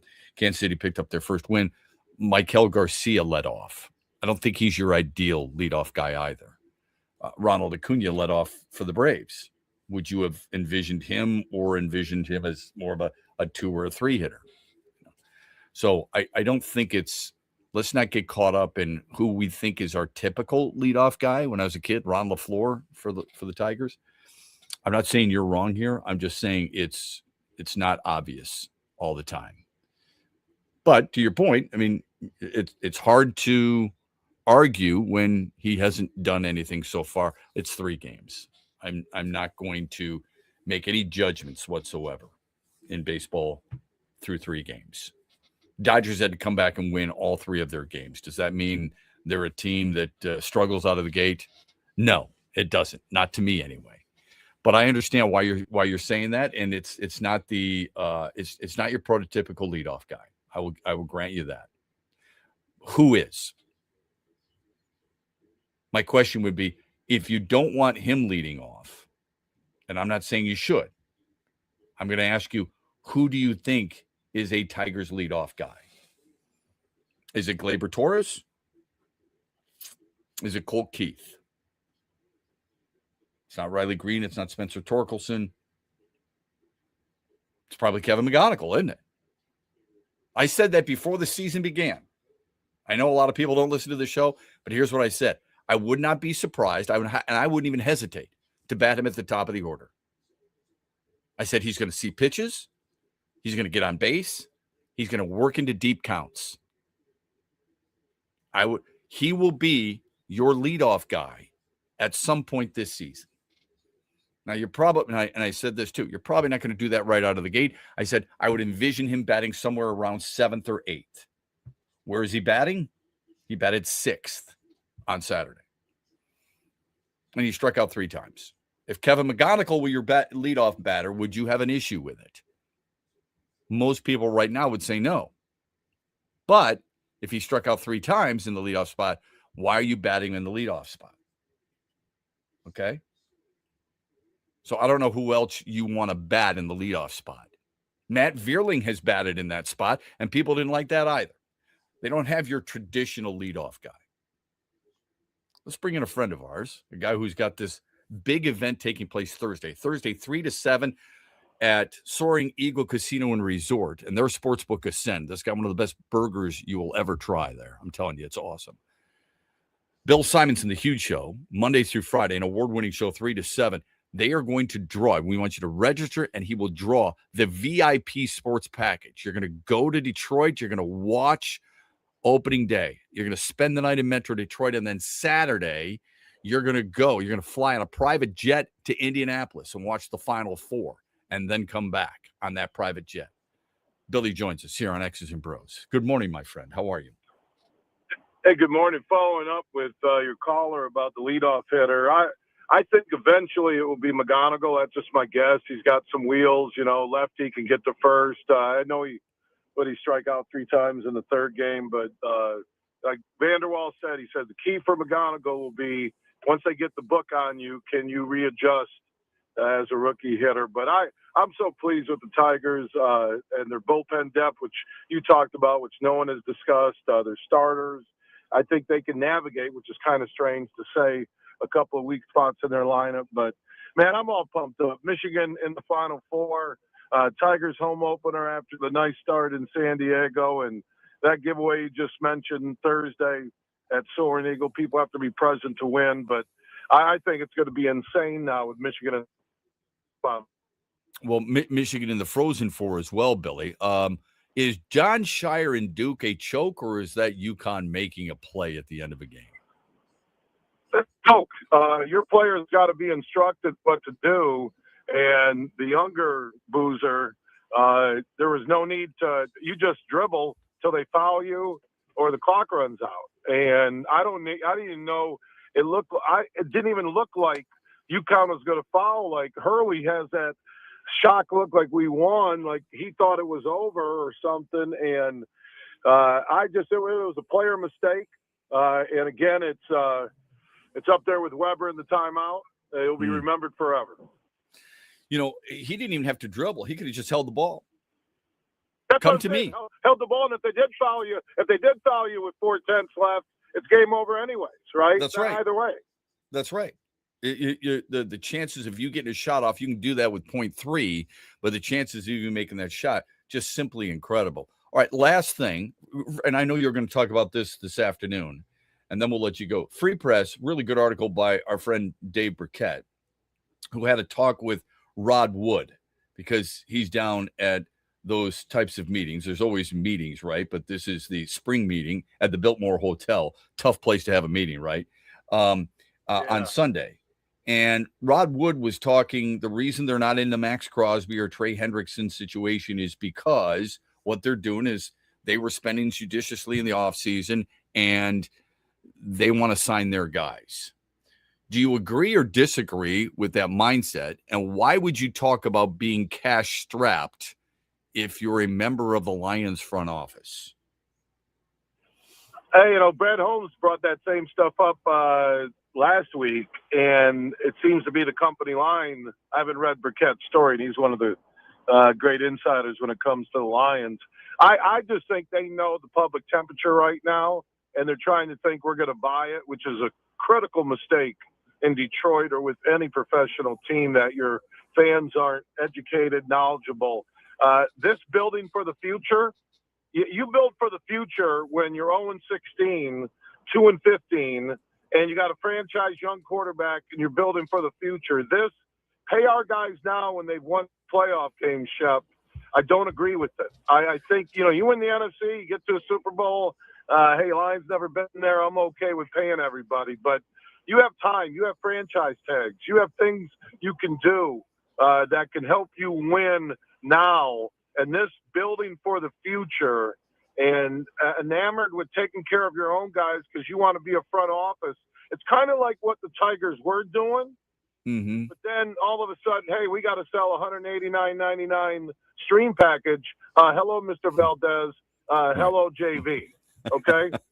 Yeah, that's a good point. The other thing that frustrates me just a little bit, and I know you'll talk about it later on this afternoon, is when Rod Wood tells Dave Burkett that everybody thinks we need somebody opposite of Aiden Hutchinson. How many teams are like that? He forgets Green Bay last year. He forgets Houston last year. But he also says that's like, do you really, we heard it about Calvin Johnson. Did you really need a player opposite Calvin Johnson? Well, they did go out and get a few players like that, Golden Tate, Nate Burleson. But he also says, like, do you really need two quarterbacks? And I'm like, wait a minute. There are two defensive ends who play on the field at the same time. Two quarterbacks don't play at the same time. Okay. So that's a terrible example. And a guy who I think I know he's retiring, but he's completely out of touch when it comes to football. He's the wrong guy to be answering football questions for that franchise. Go talk to Chris Spielman. Go talk to Brad Holmes. Don't talk to Rod Wood. Rod Wood got the job because he has managed the Ford billions as a money manager. And Rod Wood is from the ilk of Quinn and Patricia, where they think they know it all and they don't know squat. And I just think that Rod Wood being the voice is a flashback to why Lions fans have been frustrated. Look, I'm going to say this right now. Lions fans, like Tigers fans, Wings fans, Pistons fans, Michigan State fans, we have the best fans in the state. They're knowledgeable. They have the easiest schedule. If the Lions aren't right there for home field advantage, don't win the NFC North going away, and don't have a long playoff run matching at least a couple of playoff wins, I think there's going to be calls for changes in the front office. And, again, they're probably going to hire from within to be the replacement for Wood, and it'll be this family thing. And they feel comfortable right now, Shep. They got they're driving longtime partners out because corporate partners want to buy in for suites and seats and sponsorships. They've jacked everybody's tickets. Rod Wood is sitting there and looking at a financial breakdown, and the Lions better than ever as he exits. That's what they're looking at. That's not Michigan, state of Michigan fans. That's not it, man. They got the easiest schedule. If they're 9-8 with that schedule and miss the playoffs, then there's a big, big discussion on whether Campbell and/or Brad Holmes continue. It's the NFL. You don't build. Who builds for the future? Who is building for the future outside of maybe Raiders right now, right? When they're going to get Mendoza? Who's building? Yeah, because they have to. In the NFL. Right. Yeah, because they have to. Because you're a bottom feeder. Because you're a bottom feeder. This is a top 5 team last year in the NFL at the end of September. Number 1 in the power in October. Mm-hmm. And now we're talking about taking care of our own, and we're cash strapped, and we're fine, and we don't need anybody opposite of Hutch, and we want to give 1-year middle-of-the-road deals? BS. Well, here's the other thing. They're also taking care of their own earlier than they necessarily need to. And I think that's the other frustration that Lions fans have. Where's the franchise tag? Where's Right. the franchise tag? Where's the hey guys, we go win the NFC, I'm taking care of everybody, right? Or how about They're not this? going anywhere. How about this? If you're so interested in drafting a guy opposite of Hutch because you don't necessarily need one who's established, why can't you do that at other positions instead of giving those guys early extended contracts? If you think that's an easily replaceable job, why can't you do that with other positions? Why are you going to earlier than needed try and re-up with a guy like Jahmyr Gibbs or a Brian Branch? You can't find another safety like that. I get why you want to take care of your own, but to me, I think it's a little early. As far as Rod Wood's replacement, I think it should be Mike Disner. He's done a really good job. I know it's promoting from within. He's been there for 8 years. He knows what he's doing. He's well respected around the NFL. You're well respected around the state of Michigan. Huge, have a great show today. What do you got coming up, by the way, at 3:00 today? Well, nothing except outside of Michigan in the Final Four and Frozen Four. And we'll talk about this Lions and the Tigers move on to Arizona. And also the jet giveaway where someone could be on that private jet with me coming up on Saturday and at the home opener, the VIP getaway. Just get the Soaring Eagle Thursday, 3 until 7 to enter. Yeah, it's going to be awesome. Great job, man. Thanks for calling. I appreciate it as always. You're a good man. Yeah, look. That's Bill Simonson, The Huge Show, Monday through Friday on these same great station affiliates from 3 until 7, and also streaming live on Facebook as well. Right on cue, somebody texted us, man, Huge complained last week, the whole first hour, how much mornings suck, but he was fantastic in sitting in that chair. So that's good stuff. We appreciate that as always. Another text. Shep, I never understand why guys won't ever suggest less pre and post game stuff, less games on TV. That's the real problem in sports. No one gets excited to see their teams on TV. And instead, fans criticize everything now because they get to point and watch games on a regular basis. They become hungry and hateful and bored. Well, there's so much money to be made. There's nothing that's not going to change. That's never going to change. When you've got teams out there with massive TV contracts, see the Dodgers. You got teams, as Bill just pointed out, like Illich Sports and Entertainment now owning their own network. It's going to be necessary. And you're going to have your teams on a regular basis. Let's face it. What else are you going to watch?